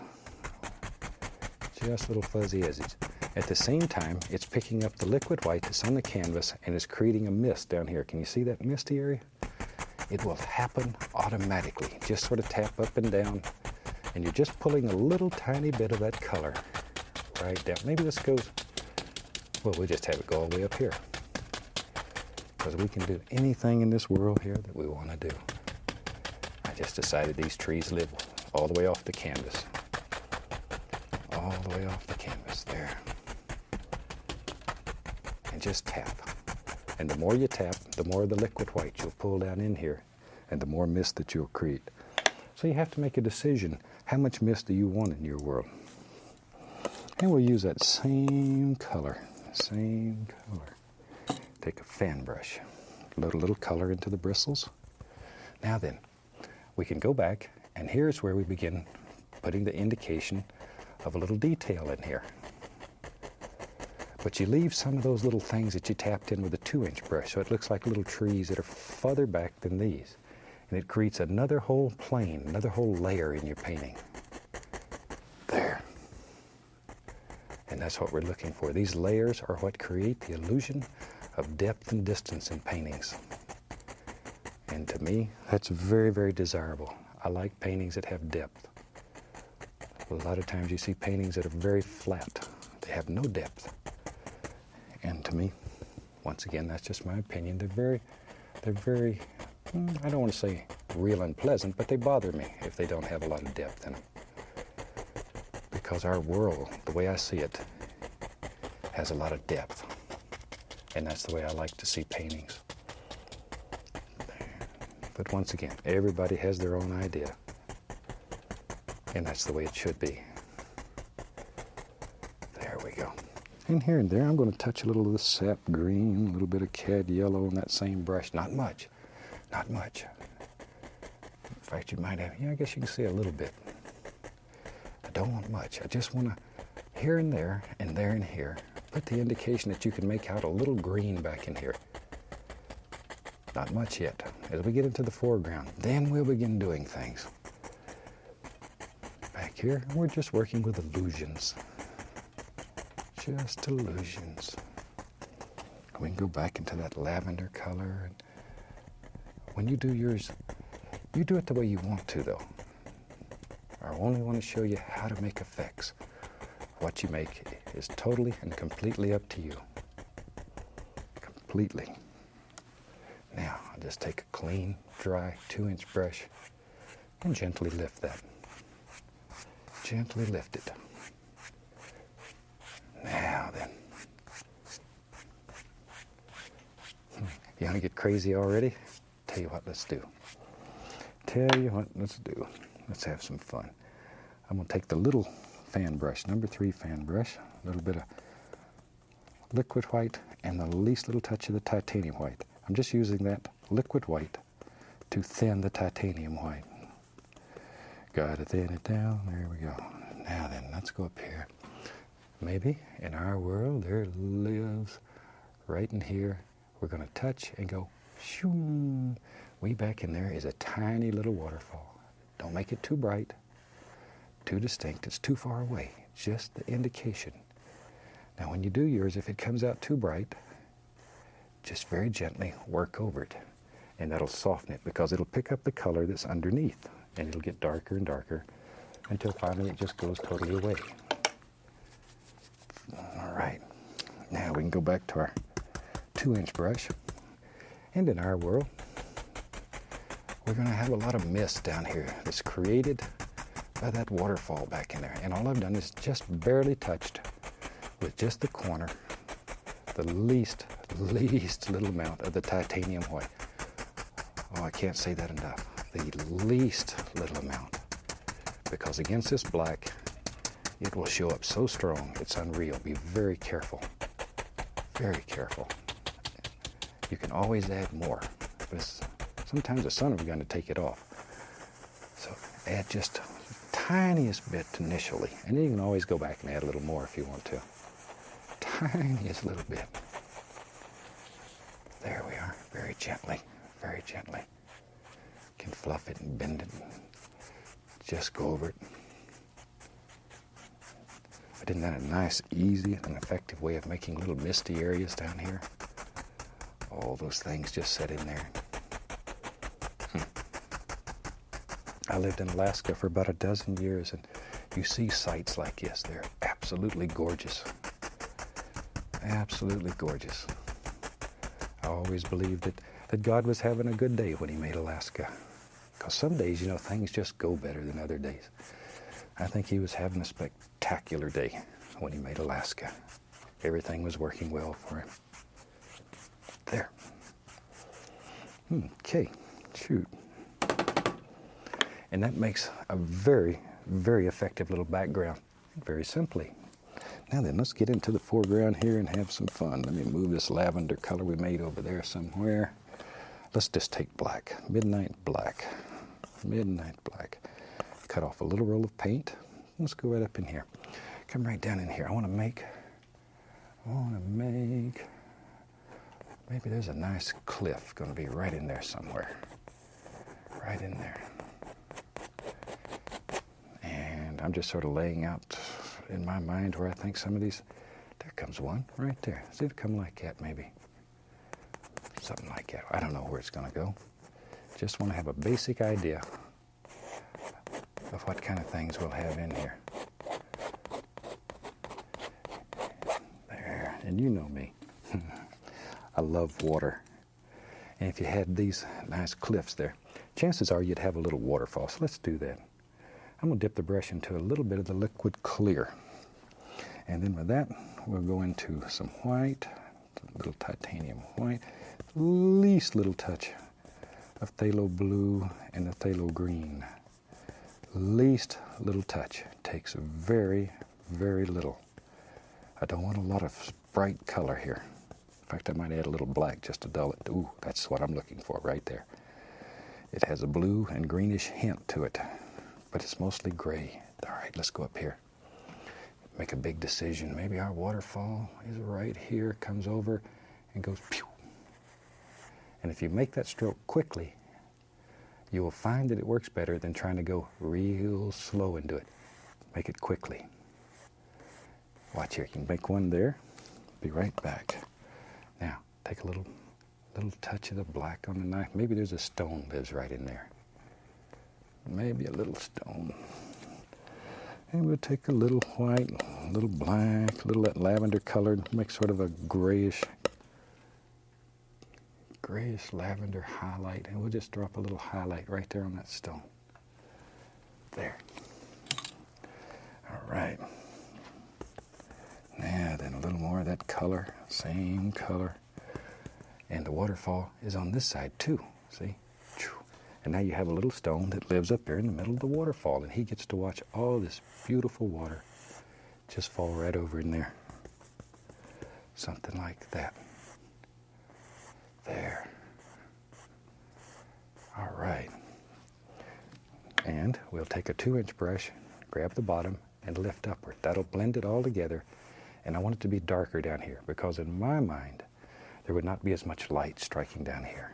So this will calm it down, and the liquid clear that's under there will begin mixing with it, and it'll all come together. Now then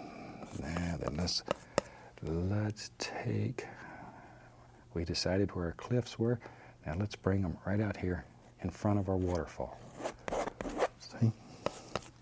But decide where your cliffs are, put your water in, and then put the waterfall in front of the cliff. Make that old jagged rock. Old jagged one. There.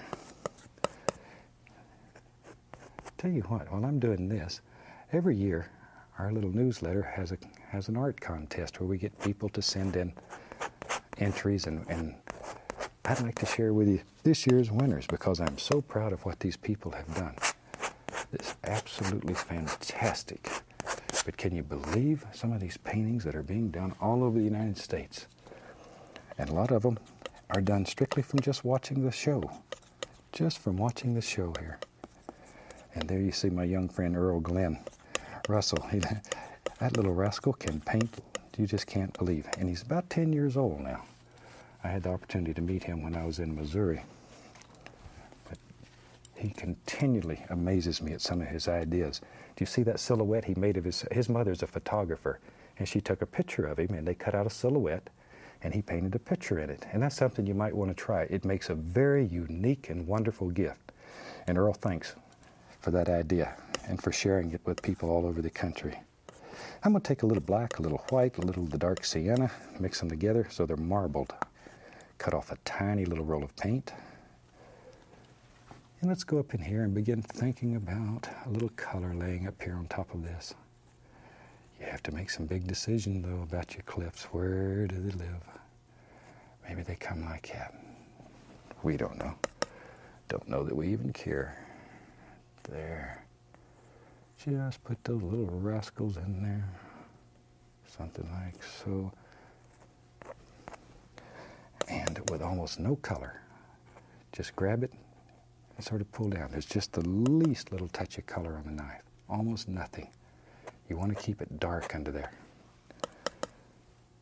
Keep it dark. See there how that cliff just jumps right out at you? Something like that. That's just black, a little white, a little dark sienna. But it should be a very nice gray color. Very nice grayish color. Let's go back to our black. Maybe we have a projection that comes out here. Maybe it comes all the way over, like that. There. These are some rough old cliffs. There we go. Bring a little highlight down. Like that. Least little touch downward. Not much though, just a tiny little bit. Tiniest little bit. There. And. There, see? Just sort of let these things happen. Just let them happen. Make layer after layer wherever you want them. There we go. But see, you don't have to put anything there. That black just it just makes all your little dark areas for you automatically. Automatically.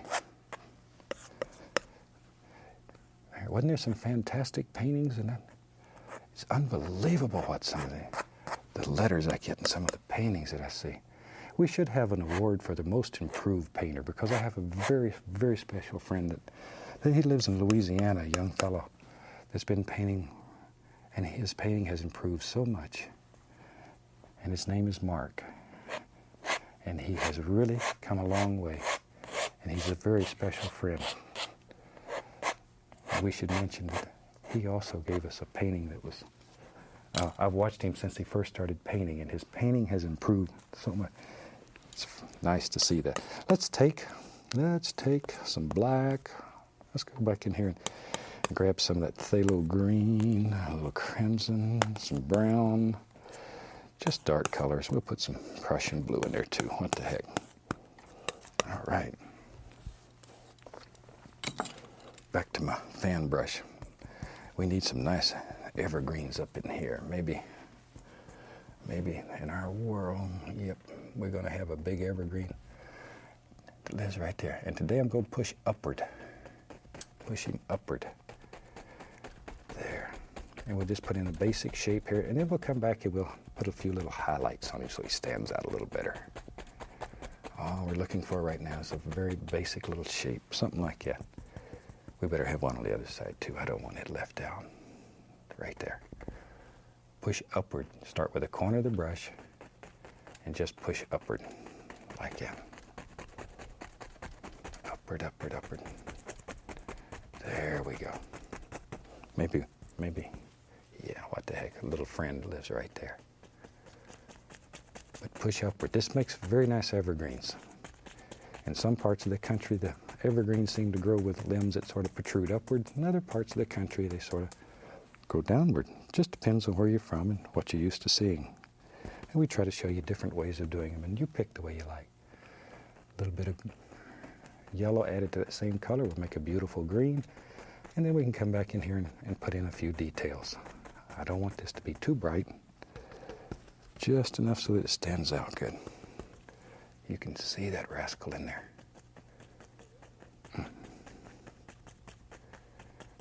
There we go. Darker, darker toward the base. Let's do this one on the right over here. We don't want him left out. Something like that. There.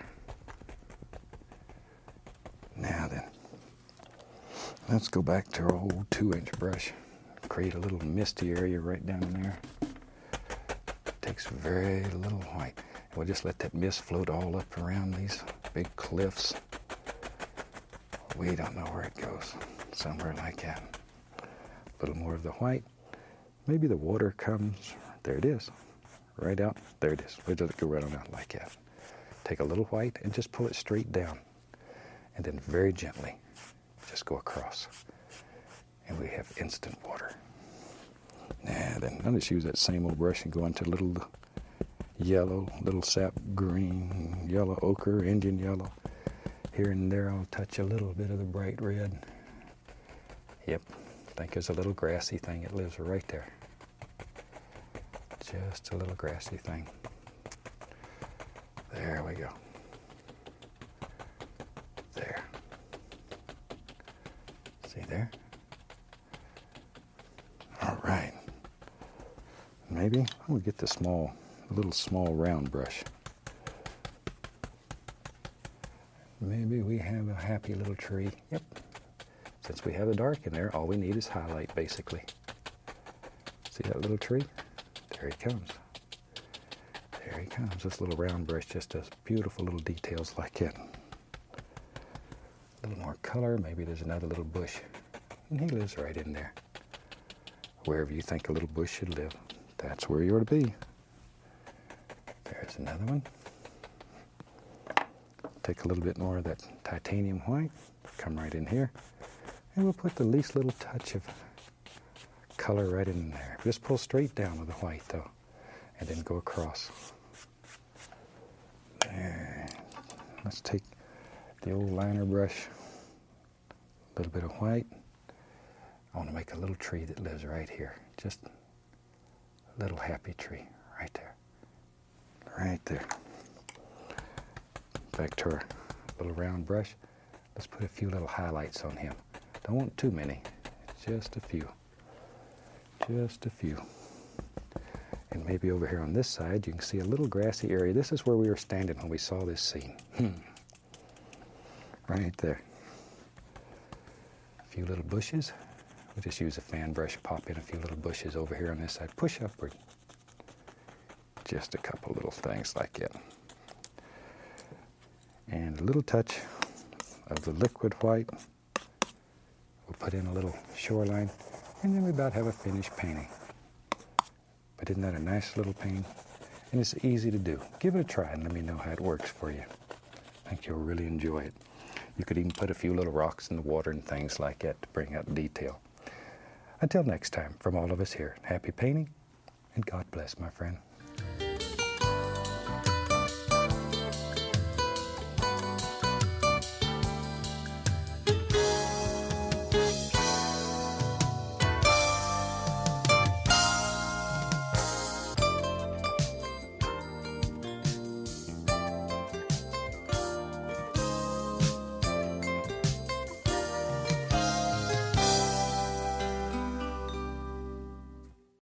Hi, welcome back. Certainly glad you could join us today, because today is the last show of the 23rd series. Can you believe that? 23 series. That's almost 300 half-hour shows. So I thought today we'd do a fantastic little winter scene that I think you'll enjoy. Let's start out and have them run all the colors across the screen that you need to paint along with us. And as usual, they'll come across right there. All right, come on up here and let me show you what I've got done. Today I have my standard old pre-stretched canvas, and I've cut out a little contact paper oval and stuck on it. I like those little ovals, so I thought we'd do one of those, and I've covered the whole thing with a thin, even coat of liquid white, so it's all ready to go. So let's just do a very happy little scene today. Since this is the last show, we'll do a happy little painting. We'll start with a little alizarin crimson, just a very small amount. Don't need much. We don't want to set this sky on fire. All we want to do is just put a very nice little pinkish glow in there. Making little crisscross strokes, just little X's. Something about like that. That's all there is to it. There, maybe I'll add just a little more. A little bit more. There. Crimson's not a very strong color, so if there's any in here that you don't like, it's very easy just to cover it up. I'll tell you what, let's have a little water in this one. Maybe we'll put a little crimson down here where there'll be some water. There. And let's go in here, and maybe I'll put some little clouds in there. We'll take some crimson, reach over here, and let's get a little touch of the phthalo blue, just a little, and we'll just mix them on the brush. Something like so. Be right back. Don't go away. There. A little bit more, maybe. There we go. We're making sort of a nice pinkish lavender color. There. Let's go right up in here. Maybe in our world, our little cloud, it just sort of floats along. You could do this with a fan brush or whatever brush. I'm just using this one because it was handy, already had some color on it, and I'm lazy. There we are. Very gently. Just put in a basic little shape. We'll come back with a clean brush now and blend that. All we're looking for, just a very basic little shape. You can put a little stringy things here and there on them if you want them. Whatever. Clouds are very free. Just sort of let them float around. Now, a good clean dry brush. I have several of each brush going. I'm just going to blend that out. Blend it, and then very lightly, just go over the entire thing using long horizontal strokes. And that easy, we can create the illusion of a little cloud. See how you can I want to soften the edges. All we're doing is just bringing them together. Just like that. Nothing to it. Now, let's have another little cloud, and we'll make it darker. So I'll add a little Prussian blue, a little black. Then I'll go right over here to the crimson again. And back to my black and blue, and back to crimson. I want this one quite a bit darker. Let's go up here. Now then, I have to decide where it lives. There it is. Maybe there's a little arm. It hangs right out here like that. I don't know. Just sort of let them happen. And I'm just using the corner of the brush and just sort of winding it up. Little tiny circles. Tiny little circles. There we are. There we are. So I say this is the last show of this series. And it's always sort of sad when we get to the last show. But we're not going for long. We've already got the next series planned, and we'll be back with you if you'll have us. The only reason we stay on television is because you allow it. So if you like the shows, and you want to see more of them, or you want to see some of the old ones again, because there's nearly 300 of them. In fact, I think there is 300 of them. Give your local station a call. Let them know. That's the only way they know what you want to see. Just a clean brush. And once again, we'll just sort of blend that out like that. Let all those little things just happen. There we go. Very simple little sky. Okay, let's have some fun today. Let's make us a little mountain. What the heck? I like mountains. We'll take some black, alizarin crimson, a little bit of the Prussian blue, maybe even a little bit of Van Dyke brown. There. Pull it out as flat as you can get it, then cut across and get our little roll of paint. It lives right out there on the edge of the knife. And maybe our mountain, maybe we'll have a mountain, yes we will, right there. See? Really push that color right into the fabric. Get tough with it. This is where you take out all your frustrations, hostilities, and you don't hurt a thing. In fact, it's better if you get a little mean with it here. There we go. Something like that.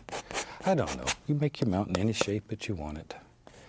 You just sort of let it go. Let it go. Mountains are different in different parts of the country, so you paint them however they look right to you. There we are. And all we're worried about is this nice top edge up here. We could care less what's happening below. We don't even concern ourselves with that. Nice, clean, dry brush. We grab it firmly, really grab it, and begin pulling it out. I want it to be very soft at the bottom, because if you can see the entire mountain, it's always more distinct at the top than it is at the bottom. Because at the bottom we have mist, and now we have wonderful pollution that breaks up the light, just breaks it up and diffuses it. And that's what creates that illusion of mist down here. There we go, something like so. You can see how soft the base of that mountain is. And if everything works just right, you have a little touch of that pink down in there. And people will just go crazy trying to figure out how you did it. And that's our secret. Shh, don't tell them. Don't tell them. Now, let's put a few little highlights on there. We'll use some of the titanium white. I want to pull it out very flat, just as flat as I can get it. And I want a tiny little roll of paint, very little on the knife. Okay? Now these back here, I want to make look like they're farther away. So I'm going to use very, very little paint on them. Very little. I want almost no highlight on them. Too far away. Too far away. We'll give him a little friend right there. Once again, almost no paint. And this one. This one, this one. We'll give him some. And I'm really not looking for detail back here. I'm gonna blend these out, push them far away. Something maybe about like so. I'm gonna mix up a little blue and white. Maybe put a little black in there to dull it. Don't want it too bright back there. And put just a hint of shadow. Don't want much. Don't want much. Too far away to see detail. Too far away to see much detail. There. All right. Let me get an old 2-inch brush. It's nice and dry and clean. And tap this. Be very sure that you follow the angles here, though. Just tap it, tap it, tap it. The more you tap it, the softer it'll become. Then lift gently upward. 2 hairs and some air, but very gently. So it just sort of disappears back here in the mist. But it's very soft and quiet. All right. Now this one, this old mountain. There. He's in the foreground. He's very distinct. Now, no pressure. Absolutely no pressure. There. I think you've heard me say over and over, one of the ways when I was teaching my son Steve to paint, that I got across to him how soft this was. I told him just to pretend that his hand was a whisper, and it floated right across the mountain with no pressure. And now he may very well be the best mountain painter in this technique in the whole country, because he certainly cannot paint me when it comes to mountains. Whew. And he travels all over and teaches. So maybe you'll get to meet him. He does a lot of demonstrations and stuff. You do, go by and hassle him a little bit and tell him I sent you. He needs to be hassled sometime. There. This is just a little blue, white, touch of black in it to dull it. Okay, let me wipe off the old knife. And we'll take a little bit of that. And let's put a few little shadows back in here. There's one. Now let's push that one back. Come right on down here. Go distinctly through it. And immediately, you just pushed it back into the distance. One right there. Did you ever believe you had that much power that you could push mountains around? Shoot, when I go home, the only thing I can push around is a garbage cart. There. And I get to do that every Wednesday, come rain or shine. There. That's my job. Garbage sits there and waits on me till I come home. And I don't let it down. I always try to get it out. There. I decided maybe I want to change that a little. Give it a little more right out there. Because it's pretty. There. Just let it go. Let it go. There. See? Maybe it comes right on out like that. Something like that. I don't know. Wherever you'd like to have it, that's where you should put it. And we'll tap this one, following those angles. Once again, follow those angles. Most important. I want to create the illusion of mist down at the base of this mountain. Over here, follow these angles. Doesn't matter which side you're on, always follow the angles though. Then lift upward. That takes out the little tap mark, sort of brings it all together. I just tapped into a little of that shadow color. Maybe we'll have just a little doer that comes out here. Makes it look like another plane in the mountain. Sort of sneaky, huh? There. Beat the brush, knock off excess paint. Then we can blend that out. A lot of times all you have to do is just beat the brush very firmly and it removes the paint enough that you don't have to clean it. And if you're like me, I'm very lazy. I look for easy ways to do things. Now then, let's take a little bit of that. Oh, we got a little dirty brush here. We got a little bit of Prussian blue, a little crimson. Just sort of mix them together. Let's go down here and let's put the indication of a little water down in here. We'll just sort of pull that in like that. And from this side, let me wash the old brush there. Get him cleaned up. This really is the fun part of this. Shake it off. And then just cover the whole studio. Now then, very lightly, we just go all the way across and bring all this together. Just sort of bring it together. There. Maybe in our world back here, there's some little footy hills. Let me mix up a little color here. I'm going to take a little white, some of that mountain color. So it's basically a gray, sort of a bluish gray color is what I'm looking for. Add a little more of the phthalo blue in there. Or the Prussian, doesn't make any difference. And for that, clean off the knife. Okay, now just use the same old dirty brush, it doesn't matter. Just tap some color right into the brush. Give it a little push. That little ridge of paint's what we're looking for there. Now, decide where your little footy hills live. Maybe in my world, I think there's one or two right in here. Just like so. There they are. Just use the corner of the brush and put in some very basic little shapes. Very basic. There. See there? That's all there is to it. Now, very lightly, lift upward. Upward. Very, very short little strokes, though. Don't make big strokes like that, because this represents little trees that are, they're a long way off.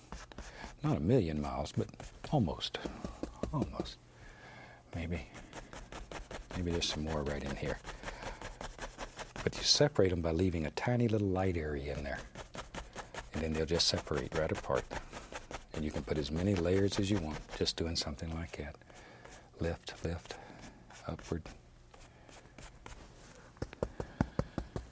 leopard, maybe there's even another layer. Who knows? In your world, you put as many layers of little foothills as you want, or as few. Maybe you don't even want any foothills. It's totally and completely up to you. Lift up. I can. Now, let's take same color and pull downward. Just pull it downward. Straight down, though. It's important to come straight down.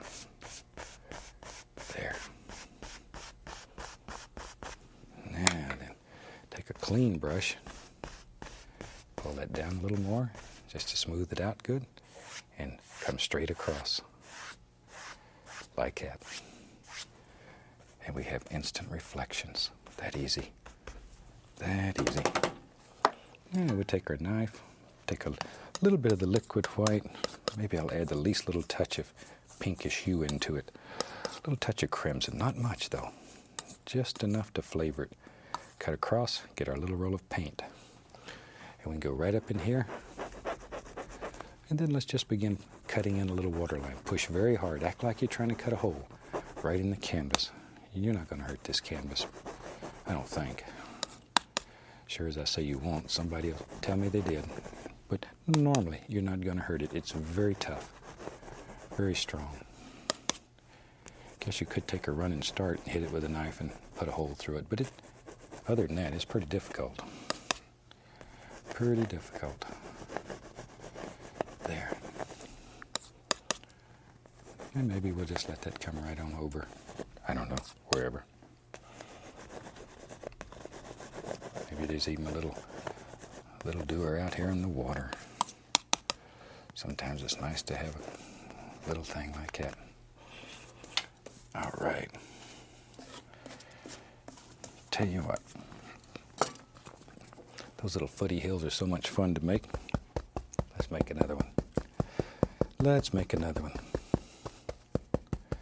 There. Just push the brush, though. Load a little color right in there.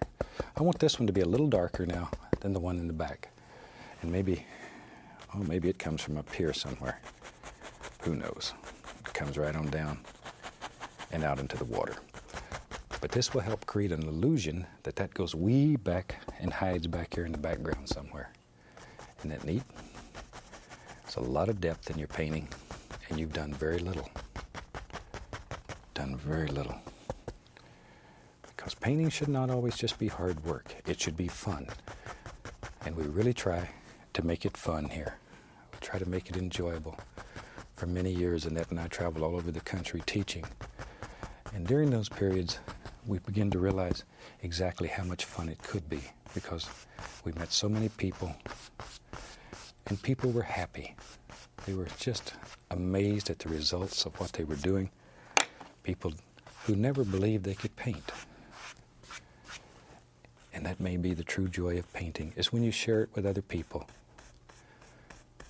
I really believe that's the true joy. Whether you teach them to paint, or you give paintings to them as gifts, or your personality just improves because you paint. Because sometimes it makes your personality a little better.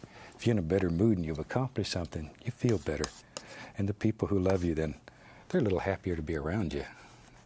So even that can be a joy of painting. All right, just using a little bit of that liquid white still. Just putting in just a happy little water line there.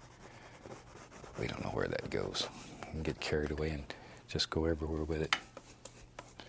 Now then, maybe find a clean brush.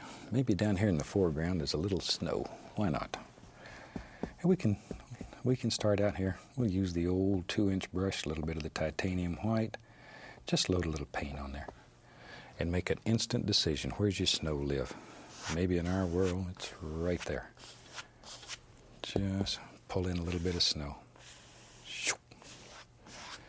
See there? That's basically all there is initially. Then I'm going to take a 1-inch brush, and we'll go right through some of that dark color, Prussian blue, some crimson. Put a nice dark color. Pull that brush in one direction,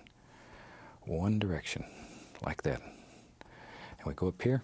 And let's have some little bushes that live out here on this. Just push upward with the brush. Take that rounded side toward the top and just push upward. And you can make all these happy little bushes. Maybe we'll have a whole line of bushes. Who cares? When you do it, you decide. Make them anywhere you want them. We just have a whole line of little bushes that live all the way across here. Now then, maybe Jack Frost has touched these little bushes and they've got some snow on them. So we'll dip the 1-inch brush into the liquid white. Then I'll go through titanium white. Be right back. Let me get a touch, just the least little touch of the alizarin crimson. I want to just warm it up a little. Pull it in one direction. Load a lot of color into the bristles. A lot of color. All right, let's go up here. Now, with our rounded corner up again, just push, and you can make little bushes, little snow-covered bushes here that look like lace. They're so gorgeous. There. But these are just fantastic. But don't kill all your dark. Once again, this starts working and it feels good and you get carried away and you can kill all that dark in a heartbeat. And then you have no depth in your little bushes. So you can look back over the top of those bushes and see little things behind it. It's where the little bunny rabbit hides. He lives back in there. Stays warm because it gets cold out here. Whew. Really gets cold out here. Okay, then we can take the brush that had the white on it and just sort of clean up the edges. Just a little, here and there. Sometimes you can grab a little of that color. Now if you want to make it look like the snow's really thick, take your knife, a little roll of paint, and just sort of drag it across like you did on the mountains up here. Just drag it so the paint breaks. Just so it breaks a little tiny bit, just enough so it shows. See there? And it really makes it look like there's depth to that snow. It's not just flat. Not just flat. And let's see here. We can take the knife, just scratch in a little stick and twig here and there. Kind of have some little sticks to hold all this together. Shoot, those little rascals will get away. Got to have a skeleton in there. Let's get crazy. You know me and my big trees. Let's take some Van Dyke and a little dark sienna mixed together. Pull it out very flat. Cut off our little roll of paint right out there on the edge. And then make a big decision. Maybe we'll have a tree that lives right here. This is your bravery test. Because you go right over your mountain, the sky, everything. Just like so. There. This is your bravery test. This will check you out. After you work so hard on your painting, come along here and stick a big old tree trunk in there. All right. Let's do 2 then. If you made it through the first one, this one ought to be easy. There. And I like to just put them in with dark brown first. Dark sienna and Van Dyke. And then come back with a little bit of titanium white, small roll of paint, and touch, and just barely give it a little pull, little right there on the edge. It makes it look like a little birch tree that lives out here. I have two old crows that live with me. I mean real crows. I'm not. And both of them have been shot. Now they had left to sit out here. Somebody shot both of them. Not at the same time. But they live in a big cage behind my house, and I take care of them and take them food every day. And they live pretty good. They've got sort of used to their situation. And the Audubon Society told me they could live up to 20 years in captivity, so I think this is going to be a long relationship. All right, a little bit of paint thinner, a little bit of Van Dyke brown and dark sienna. I want to put an indication here and there of a few little branches on this old tree. Just here and there. Just like so. There.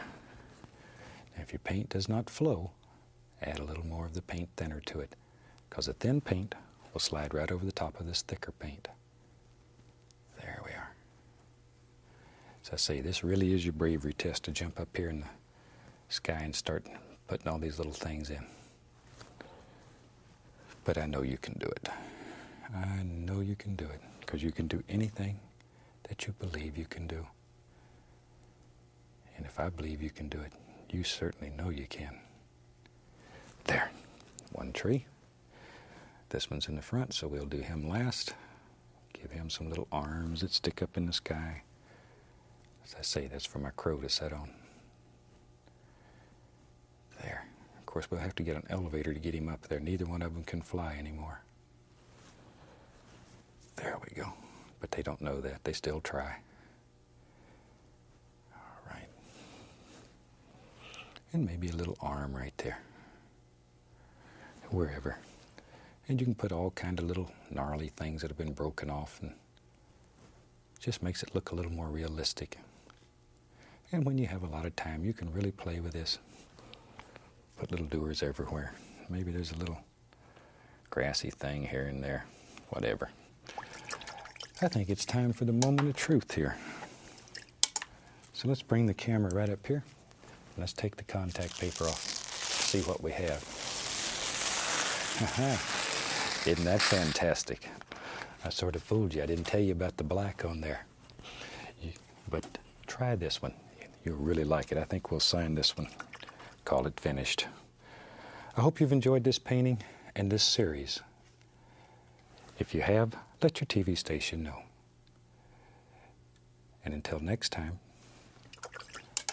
I'd like to wish you happy painting, and God bless, my friend.